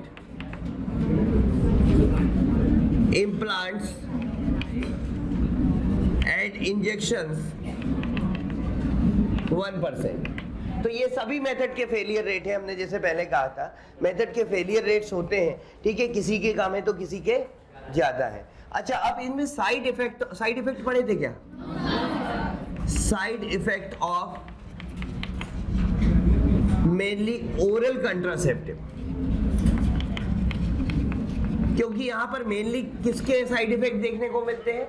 Oral के ज्यादा देखने को मिलते हैं। सबसे ज्यादा साइड इफेक्ट ओरल या जो भी जिसमें हार्मोनल चेंज कर रहे हैं, ठीक है ना, या बोल सकते हैं कंट्रासेप्टिव के ही ले लो। इसमें जनरली कौन से कंट्रासेप्टिव की बात कर रहे हैं हम? ओरल कंट्रासेप्टिव है जिसमें भी हार्मोनल चेंज कर रहे हैं, चाहे वो इम्प्लांट्स हो चाहे वो इंजेक्शंस हो। इनके साइड इफेक्ट क्या क्या देखने को मिल सकते हैं? तो इनके साइड इफेक्ट में excessive bleeding during menstrual cycle, फिर इसके बाद irregular menstrual cycle,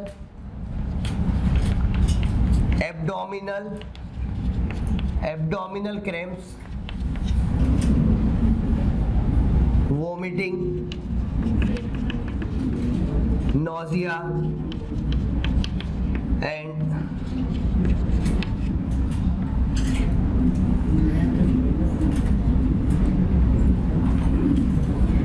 some scientists link it with breast cancer. ये आखिरी वाली लाइन पे क्वेश्चन आया हुआ है, ध्यान रखना। ब्रेस्ट कैंसर का डायरेक्टली कोई रिलेशन इससे नहीं है, जनरली अपन ओरल लिख लेते हैं, और इनका ब्रेस्ट कैंसर से कोई रिलेशन डायरेक्टली तो नहीं है, लेकिन कुछ साइंटिस्ट ऐसा मानते हैं। रिसर्च में देखा गया है कि जो फीमेल ओरल कंट्रासेप्टिव ज़्यादा यूज करती है उनमें ब्रेस्ट कैंसर ज़्यादा होता है। मैक्सिमम ब्रेस्ट कैंसर के केसेस उन्हीं में मिले हैं जो कि ओरल कंट्रासेप्टिव जिन्होंने यूज किया है। तो अभी कैसे करती हैं, क्यों करती हैं, इसका कोई भी रीजन नहीं है, लेकिन on the basis of research ये बात कुछ लोग मान रहे हैं अभी कि ब्रेस्ट कैंसर भी इस ओरल कंट्रासेप्टिव का एक साइड इफेक्ट होता है। इसलिए पूरी लाइन वो कंप्लीट यही लिखी, और यही लाइन लिखी हुई क्वेश्चन आया था, ठीक है ना, कि some scientist link it with breast cancer. मतलब कौन सी चीजें जो ये मानी जाती है कि इससे होती है, पर वो एग्जैक्टली उसका रीजन अभी तक नोन नहीं है। वो कौन सी डिसीज है, वो ब्रेस्ट कैंसर है, ठीक है। चलो इसके बाद अपन बात करेंगे यहाँ पर एमटीपी के बारे में, जिसपे इस पे भी बहुत क्वेश्चन आते हैं एमटीपी पे। Medical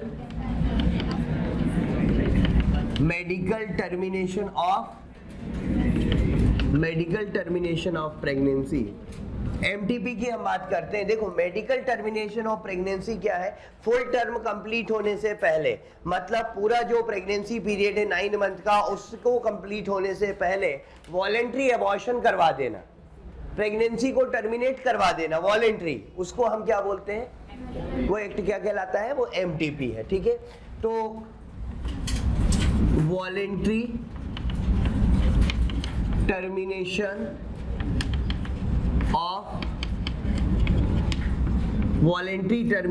of pregnancy before the completion of full term पूरा होने से पहले ही जो टर्मिनेशन होता है उसको हम क्या बोलते हैं, एमटीपी। कई कंट्रीज में अभी भी लीगल है, लेकिन इंडिया में एक एक्ट है, इन इंडिया एमटीपी एक्ट 1971, जिसके अंडर कई सारी कंडीशंस ऐसी हैं जिसमें एमटीपी कराना लीगल है। हाँ, सेक्स के बेसिस पे कि वो मेल है कि मतलब बॉय है कि गर्ल है, उसके बेसिस पर एमटीपी कराना लीगल है, लेकिन कई सारी कंडीशन को इसमें माना गया है, वो अपन देखते हैं कौन कौन सी है। अच्छा, वर्ल्ड वाइड अगर देखा जाए, world wide 20% pregnancies are aborted, MTP के थ्रू अबॉर्ट करवाई जाती है। ये कितना होता है, 40 to 50 मिलियन पर ईयर। मतलब इतनी प्रेगनेंसी जो है वर्ल्ड वाइड अगर देखा जाए तो 40 to 50 मिलियन प्रेगनेंसी जो है एमटीपी करवाई जाती है, अबॉर्ट करवाई जाती है। तो इसका पॉपुलेशन कंट्रोल में रोल तो है, पॉपुलेशन कंट्रोल में इसका रोल है, क्योंकि अगर ये नहीं होगी तो इतने और होंगे, नहीं, अगर ये नहीं होगी तो इतने और होंगे ना फिर। तो जैसे कि ये जो अभी चिल्ला रहा था वो हुआ है ना, बाय मिस्टेक। तो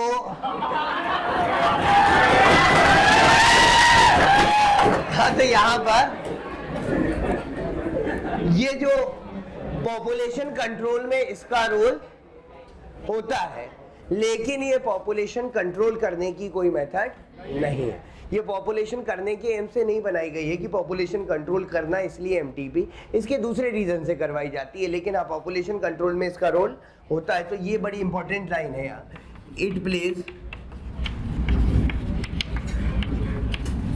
significant role in population control, but it is not the method of population control। ये population control की मेथड नहीं है। अब हम बात करते हैं कि एमटीपी किन किन कंडीशन में परफॉर्म की जा सकती है। भाई मेल फीमेल के बेसिस पर तो परफॉर्म नहीं कर सकते कि जो डेवलपिंग चाइल्ड है वो गर्ल बॉय है कि गर्ल है, ठीक है, लेकिन एमटीपी कुछ कंडीशंस में परफॉर्म की जा सकती है। MTP can be performed first in case of rape, rape cases में परफॉर्म की जा सकती है। सेकेंड, फेलियर ऑफ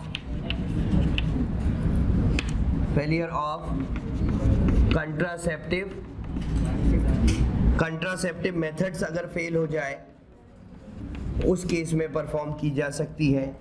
थर्ड है, इफ continuation of pregnancy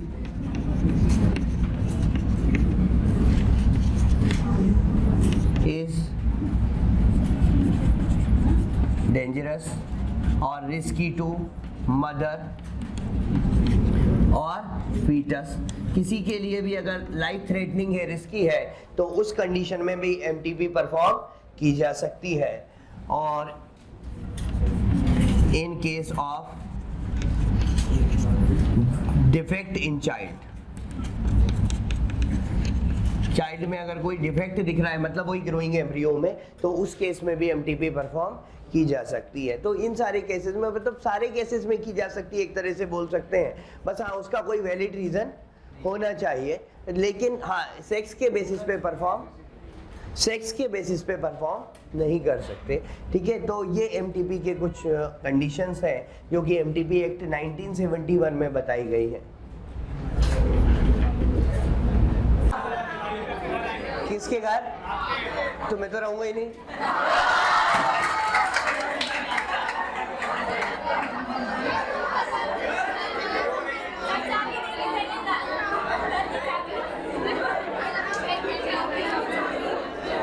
नहीं, घर पहुंच जाना, सर्वेंट मिल जाएगा, वो रहता है हमारा घर पे, वो मिल जाएगा। हाँ नहीं, एड्रेस तो मैं इसलिए नहीं दे रहा ना, मुझे वापस भी तो आना है ना, परमानेंट थोड़ी जा रहा हूँ। अगर परमानेंट जा रहा होता तो एड्रेस दे देता तुम्हें। अच्छा चलो, तो एमटीपी जो है इस मेथड को लीगल माना गया है, legal up to 20 weeks, but according to new NCERT 24 weeks। वैसे तो 20 वीक्स तक लीगल है, एक्चुअली 24 वीक्स तो बहुत क्रिटिकल केसेस में होती है, उसके लिए स्पेशल परमिशन की जरूरत पड़ती है। 20 वीक्स तक तो लीगल नॉर्मली मानते हैं, 24th वीक जो होता है उसमें नॉर्मली लीगल नहीं मानते, उसके लिए बहुत सारी लीगल फॉर्मेलिटीज पूरी करने के बाद फिर 24 वीक में होता है। तो एनसीईआरटी ने पहले नॉर्मल 20 वीक्स लिखा था, वो बात सही थी, लेकिन अब उन्होंने स्पेशल केसेस को भी इंक्लूड करके 24 वीक्स कर दिया है। तो क्वेश्चन कभी भी आएगा तो इस तरह का कंफ्यूजन नहीं करेंगे वो कि 20 दे और 24 भी दे, ऑप्शन में कोई एक ही मिलेगा आपको, तो उसकी चिंता मत करो। और safe up to first trimester means 12 weeks तक सेफ है ये, मतलब 12 वीक्स के बाद, क्योंकि हमने पढ़ा जैसा कि ऑल मेजर ऑर्गन सिस्टम्स बनने स्टार्ट हो जाते हैं, तो उसके बाद एबॉर्शन रिस्की भी हो जाता है क्योंकि उसमें ब्लीडिंग के चांसेस बढ़ जाते हैं, ठीक है। इसके बाद इसकी कौन कौन सी मेथड्स होती हैं जिससे एमटीपी परफॉर्म की जा सकती है? तो मेथड्स में पहला तो सर्जिकल मेथड है, सर्जरी है, सर्जरी के थ्रू परफॉर्म की जा सकती है। वैक्यूम एस्पायरेशन, वैक्यूम एस्पायरेशन में क्या करते हैं, वैक्यूम पंप के थ्रू एम्ब्रियो को यूट्राइन वॉल से डिटैच कर लिया जाता है। थर्ड, स्क्रैपिंग, स्क्रैपिंग होती है, एम्ब्रियो को स्क्रैप करके वहां से जो अगर छोटा मोटा पार्ट है उसका बहुत ज्यादा डेवलप नहीं हुआ है तो यूट्राइन वॉल को इंस्ट्रूमेंट की हेल्प से क्या कर देते हैं, स्क्रैप करते हैं वहां पर, और स्क्रैप करके रगड़ के उसको वहां से डिटैच करवा दिया जाता है। हालांकि ये सब कंडीशन तब है जब वो ज्यादा डेवलप नहीं हुआ है। इन्फ्यूजन ऑफ सेलाइन सॉल्यूशन, सेलाइन सॉल्यूशन डालने से क्या होता है कि एंडोमेट्रियम जो होती है वो वीक होने लगती है। सेलाइन सॉल्यूशन के इन्फ्यूजन से एंडोमेट्रियल सेल्स वीक होने लगती है, और अगर एंडोमेट्रियम वीक होगी तो अगेन प्रॉपर जो है डेवलपमेंट नहीं हो पाएगा। और फिफ्थ जो है RU486 देते हैं, RU486 जिसमें माइफ्प्रिस्टोन होता है, माइफ्प्रिस्टोन, और ये जो होता है इट इज एंटी प्रोजेस्टेरॉन। ये क्या होता है? एंटी प्रोजेस्टेरॉन होता है, मतलब ये प्रोजेस्टेरॉन के इफेक्ट को खत्म कर देता है। और प्रोजेस्टेरॉन प्रेगनेंसी के लिए जरूरी है, प्रेगनेंसी को मेंटेन करने के लिए। अगर एंटी प्रोजेस्टेरॉन दे दिया जाएगा तो अपने आप ही एंडोमेट्रियम रप्चर हो जाएगी, मेंसेस स्टार्ट हो जाएंगे, तो एम्ब्रियो जो है वो उसी ब्लड के साथ जो है मेंस्ट्रुअल ब्लड के साथ वो बाहर आ जाएगा। लेकिन जब ज्यादा डेवलप हो जाता है तब तो उस केस में क्या किया जाता है? उस केस में तो सर्जिकल रिमूवल ही किया जाता है। लेकिन हाँ, ज़्यादा डेवलप नहीं हुआ है, मीन्स 2 मंथ 3 मंथ तक की बात करें तो इसमें बाकी सारी मेथड से भी काम चल जाता है। लेकिन जनरली 3 मंथ या उसके बाद जो है वो मेडिसिन वगैरह RU486 इतनी सक्सेसफुल नहीं है, क्योंकि एम्ब्रियो पूरी तरह से डिटेच नहीं हो पाता। वहाँ पर डिटेच तो हो जाता है लेकिन उसका कुछ पार्ट जो है वो यूट्रस में बचा रह जाता है। ठीक है, तो वो फिर वो एंटीजेनिक पार्ट की तरह काम करेगा और बॉडी में कई सारी एडवर्स रिएक्शन करवाएगा। तो उस केस में तो जनरली सर्जरी का ही यूज करते हैं, फिर ज़्यादा डेवलपमेंट हो जाए तो ये सारी मेथड्स हैं जिनके थ्रू एमटीपी परफॉर्म की जा सकती है। अब इसके बाद हम बात करेंगे यहाँ पर ART के बारे में। ART is assisted reproductive techniques और टेक्नोलॉजीज जिसको कहते हैं। ART होती क्या है? ये असिस्टेड रिप्रोडक्टिव टेक्निक्स है या असिस्टेड रिप्रोडक्टिव टेक्नोलॉजीज है। ये कुछ ऐसी मेथड है जो कि इनफर्टाइल कपल में यूज की जाती हैं। इनफर्टाइल कपल किसको कंसीडर करते हैं? अच्छा, used in infertile couples to have child. Infertile couple में यूज की जाती है ये मेथड। इनफर्टाइल कपल कहते हैं किसको है? जो कि 2 to 3 years of regular sexual intercourse के बाद भी कंसीव नहीं कर पाते। WHO ने इसकी यही गाइडलाइन बनाई है कि 2 to 3 years of regular unprotected sexual intercourse के बाद भी जो कपल कंसीव नहीं कर पाते उनको कंसीडर किया जाता है infertile.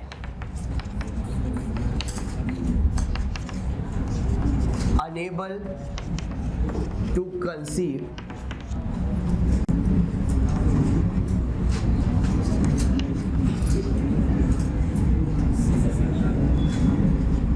unable to conceive for even for 2 to 3 years of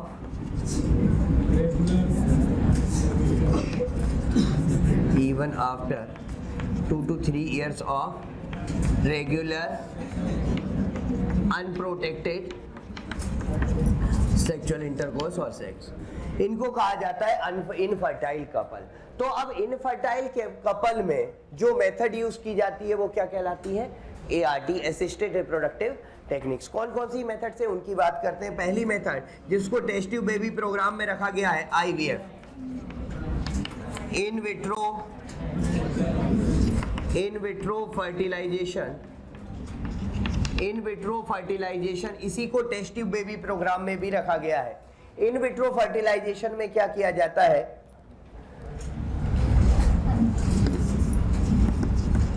in vitro fertilisation में यूट्राइन बॉडी के अंदर जैसा एनवायरनमेंट बाहर बनाया जाता है लेबोरेटरी में और उसमें फर्टिलाइजेशन कराया जाता है। मतलब फर्टिलाइजेशन बॉडी के बाहर होता है in similar condition as inside the body.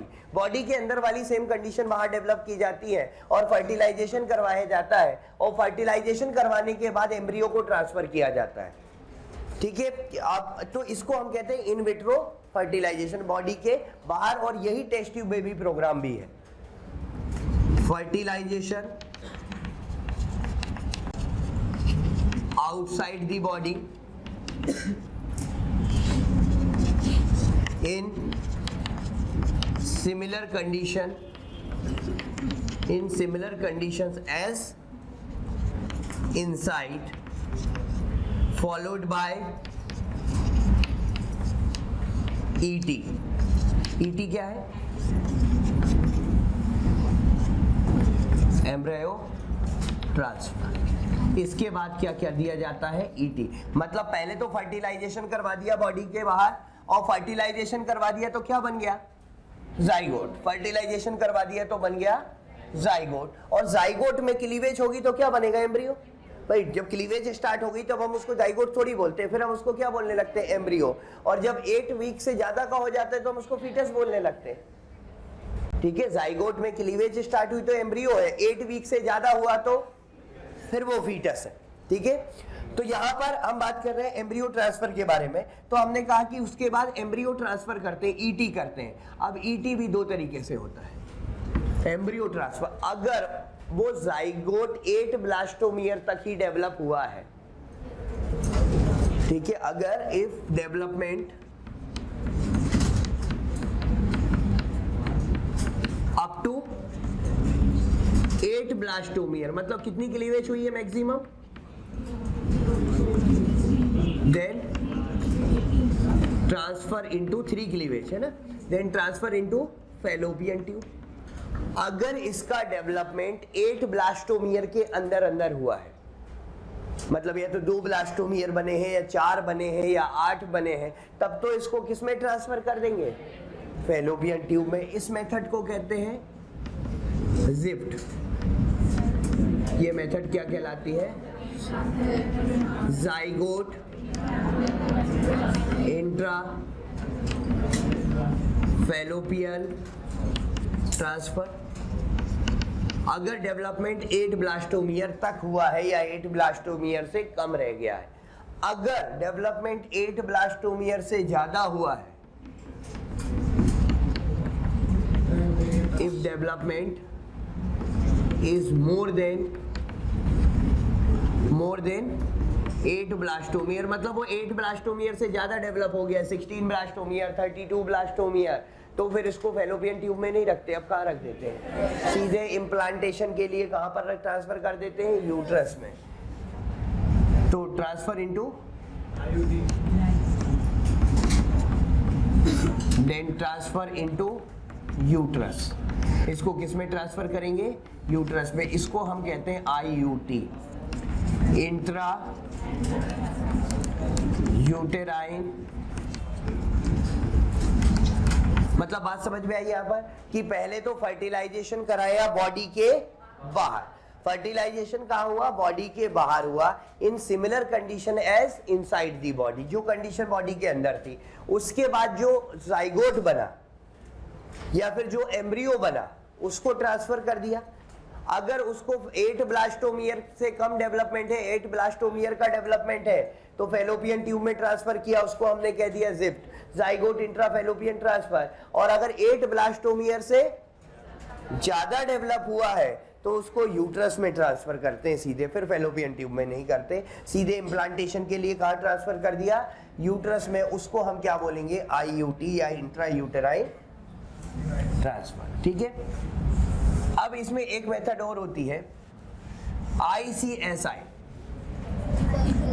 Second method की हम बात कर रहे हैं, ICSI,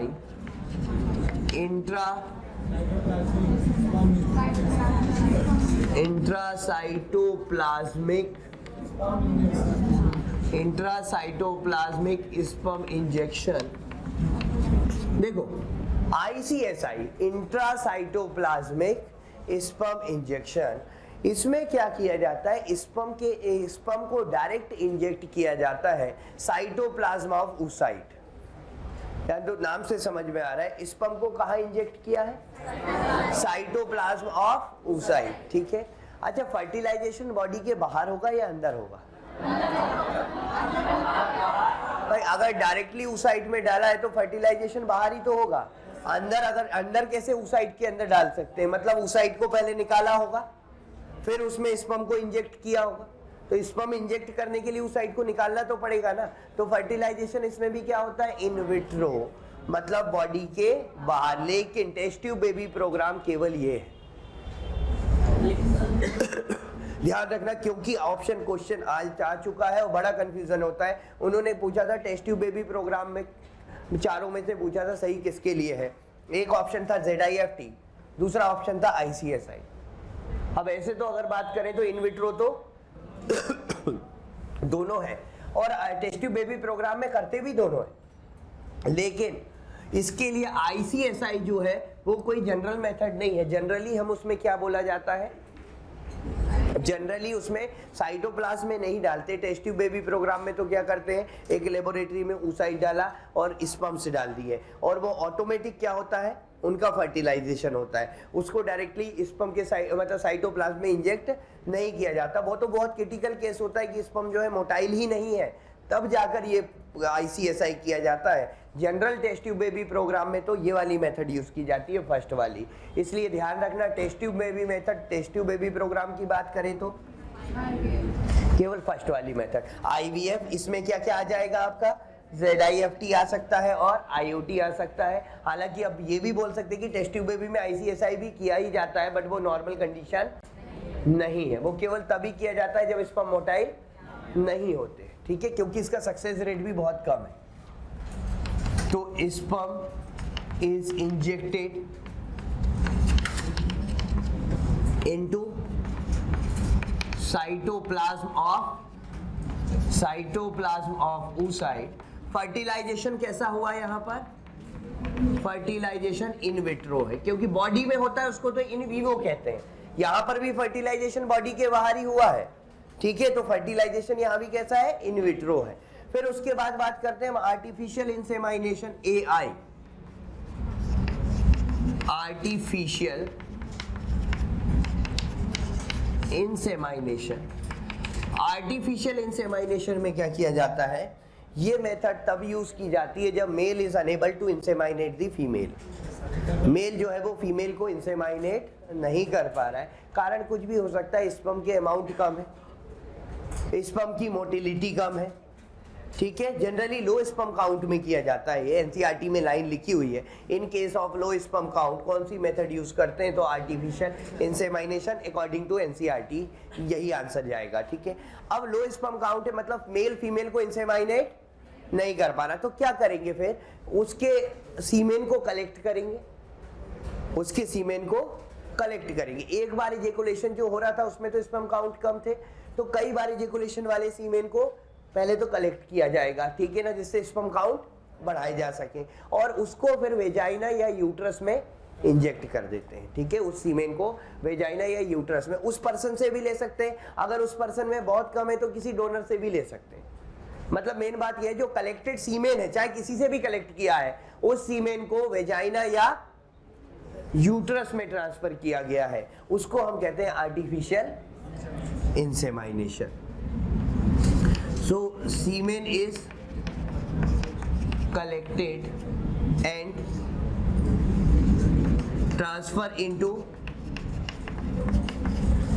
vagina or in uterus. अच्छा, वेजाइना में ट्रांसफर किया है तब तो नॉर्मल आर्टिफिशियल इंसेमाइनेशन कहेंगे, लेकिन यूट्रस में ट्रांसफर किया है अगर डायरेक्टली, इसके लिए एक और टर्म आ जाता है फिर IUI, intra uterine insemination, intra uterine insemination. IUI, वो IUT था, ये IUI है, ध्यान रखना, ठीक है। इंट्रा यूटेराइन, अगर सीमेन को लिया और सीमेन को या तो वेजाइना में ट्रांसफर किया या यूट्रस में किया, वेजाइना में किया उसके लिए कोई अलग से टर्म नहीं है, लेकिन यूट्रस में किया उसके लिए एक अलग से टर्म आ जाता है, फिर वो आर्टिफिशियल इंसेमाइनेशन कौन से टाइप का हो जाता है, IUI, जिसको हम कहते हैं इंट्रा यूटेराइन इंसेमाइनेशन। अच्छा, इसमें फर्टिलाइजेशन बॉडी के अंदर होगा कि बाहर होगा, केवल सीमेन डाला है ना, एग तो अंदर ही है, मतलब फर्टिलाइजेशन तो वही फैलोपियन ट्यूब में होने वाला है, एम्पुला में, ठीक है, तो फर्टिलाइजेशन तो वही होगा, तो इसलिए इसमें अपन फर्टिलाइजेशन क्या लिखते हैं, बॉडी के अंदर है फर्टिलाइजेशन, मतलब हम कहते हैं फर्टिलाइजेशन कैसा है, in vivo. In vivo means inside the body. दूसरा अपन बात करते हैं GIFT, gift gamete intra fallopian. हाँ, दिवाली में तुम्हें यही गिफ्ट देंगे, रुक जाओ।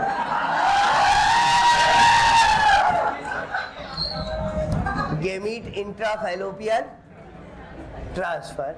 ये गेमीट इंट्राफैलोपियन ट्रांसफर क्या है, इसमें ऐसी फीमेल में यूज किया जाता है जो इनमें ओव्यूलेशन नहीं होता, बट डेवलपमेंट के लिए सुटेबल एनवायरनमेंट प्रोवाइड कर सकती है। प्रॉब्लम क्या है, केवल ओव्यूलेशन वाली, देखो अगर डेवलपमेंट के लिए सूटेबल एनवायरनमेंट प्रोवाइड नहीं कराए तब तो कोई भी मेथड नहीं कर सकते, क्योंकि वो तो प्रेग्नेंट ही नहीं हो सकती। लेकिन ये मेथड ऐसी फीमेल में यूज की जाती है जिसमें डेवलपमेंट के लिए यूट्रस का एनवायरनमेंट सूटेबल है। प्रॉब्लम किसमें है? ओवरी में प्रॉब्लम है, मतलब ओव्यूलेशन नहीं हो रहा है। ठीक है, तो अब क्या करेंगे, किसी दूसरी फीमेल से एग लेंगे और दूसरी फीमेल से एग लेके उसको ट्रांसफर कर देंगे फैलोपियन ट्यूब में। अब उसके बाद या तो आर्टिफिशियल इंसेमाइनेशन करवा देंगे या नेचुरल सेक्सुअल इंटरकोर्स करवा देंगे, तो फर्टिलाइजेशन हो जाएगा। भाई प्रॉब्लम यही तो थी कि ओव्यूलेशन नहीं हो रहा था। बाकी तो एनवायरनमेंट के लिए फैलोपियन ट्यूब का एनवायरनमेंट भी सूटेबल है फर्टिलाइजेशन के लिए और यूट्रस भी सूटेबल है डेवलपमेंट के लिए। तो क्या किया, डोनर से ओवम को लिया, मतलब oocyte को लिया, ठीक है, इन जनरल अपन एक बोल सकते हैं उसको, एग लिया, एग कलेक्ट किया, उसको फैलोपियन ट्यूब में रख दिया, फॉलोड बाय या तो आर्टिफिशियल इंसेमाइनेशन करवाया या फिर नेचुरल सेक्सुअल इंटरकोर्स करवाया। ठीक है, तो गैमीट इंट्राफैलोपियन ट्रांसफर में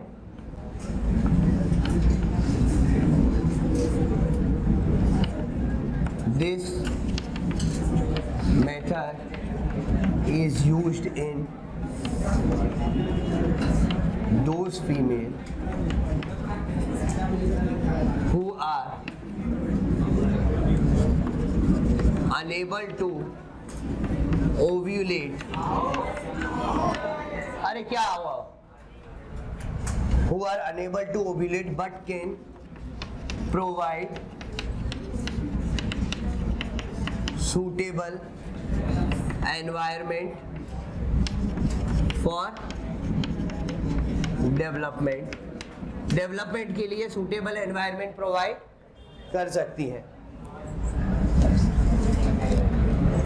अच्छा, संडे टेस्ट का सिटिंग प्लान चेक कर लेना एक बार, नोटिस बोर्ड पे लगा हुआ है। ठीक है, और मोशन मेंटर ऐप पर भी अवेलेबल है। तो एनवायरनमेंट सूटेबल प्रोवाइड कर सकती है। इसमें क्या किया, egg is collected and placed into fallopian tube followed by AI or natural sexual intercourse। अच्छा, इसमें फर्टिलाइजेशन बॉडी के अंदर हुआ या बाहर हुआ? इसमें भी फर्टिलाइजेशन बॉडी के अंदर हुआ, मतलब कौन सा fertilisation? Again in vivo fertilisation, क्योंकि केवल एग को प्लेस किया है, फर्टिलाइजेशन तो बाद में होगा। ठीक है, तो फर्टिलाइजेशन क्या है? इन वीवो है। तो ये चारों जो है ART की मेथड्स है, चारों क्लियर है, समझ में आ रहा है? पहला तो आईवीएफ में, आईवीएफ का तो सिंपल सा मीनिंग होता है कि बाहर फर्टिलाइजेशन करवा देना। ठीक है, बाहर सिमिलर कंडीशन बना के फर्टिलाइजेशन करवा देना, क्योंकि फर्टिलाइजेशन वैसे भी सिमिलर कंडीशन में ही होगा। उसके बाद क्या किया जाता है, तो फिर वो अलग मेथड आ जाती है, ET करते हैं, एम्ब्रियो ट्रांसफर। देखना होता है डेवलपमेंट कितना हुआ है। अगर जाइगोट है या जाइगोट के बाद एम्ब्रियो भी बन गया, लेकिन कहां तक? 8 ब्लास्टोमियर तक, तो फिर फैलोपियन ट्यूब में। अगर 8 से ज्यादा डेवलप हो चुका तो यूट्रस में। ICSI में सिंपल सी ये बात है कि सीधे स्पर्म को साइटोप्लाज्म में डाल दिया, उसके बाद अगेन एम्ब्रियो ट्रांसफर होगा वहां पे भी। अगर वो जाइगोट या 8 ब्लास्टोमियर तक है तो फैलोपियन ट्यूब में शिफ्ट करना पड़ेगा, और उससे ज्यादा हो गया तो यूट्रस में। ठीक है, उसके बाद आर्टिफिशियल इंसेमाइनेशन में सीमेन डाला गया वेजाइना में या फिर यूट्रस में। वेजाइना में डाला गया उसके लिए अलग से कोई टर्म नहीं है, यूट्रस में डाला गया उसके लिए IUI, इंट्रा यूटेराइन इंसेमाइनेशन कराया गया, फर्टिलाइजेशन बॉडी के अंदर होगा। GIFT में केवल किसको रखा गया है? GIFT में केवल oocyte को ट्रांसफर किया गया है फैलोपियन ट्यूब में। ठीक है, फर्टिलाइजेशन फैलोपियन ट्यूब में ही होने वाला है। ठीक है, तो वो भी इन विवो में आ जाता है।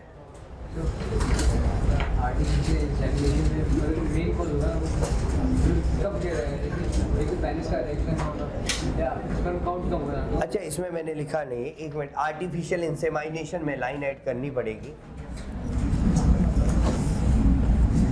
ये तो इसका था फर्टिलाइजेशन इन वीवो या आर्टिफिशियल इंसेमाइनेशन में This method is used when male is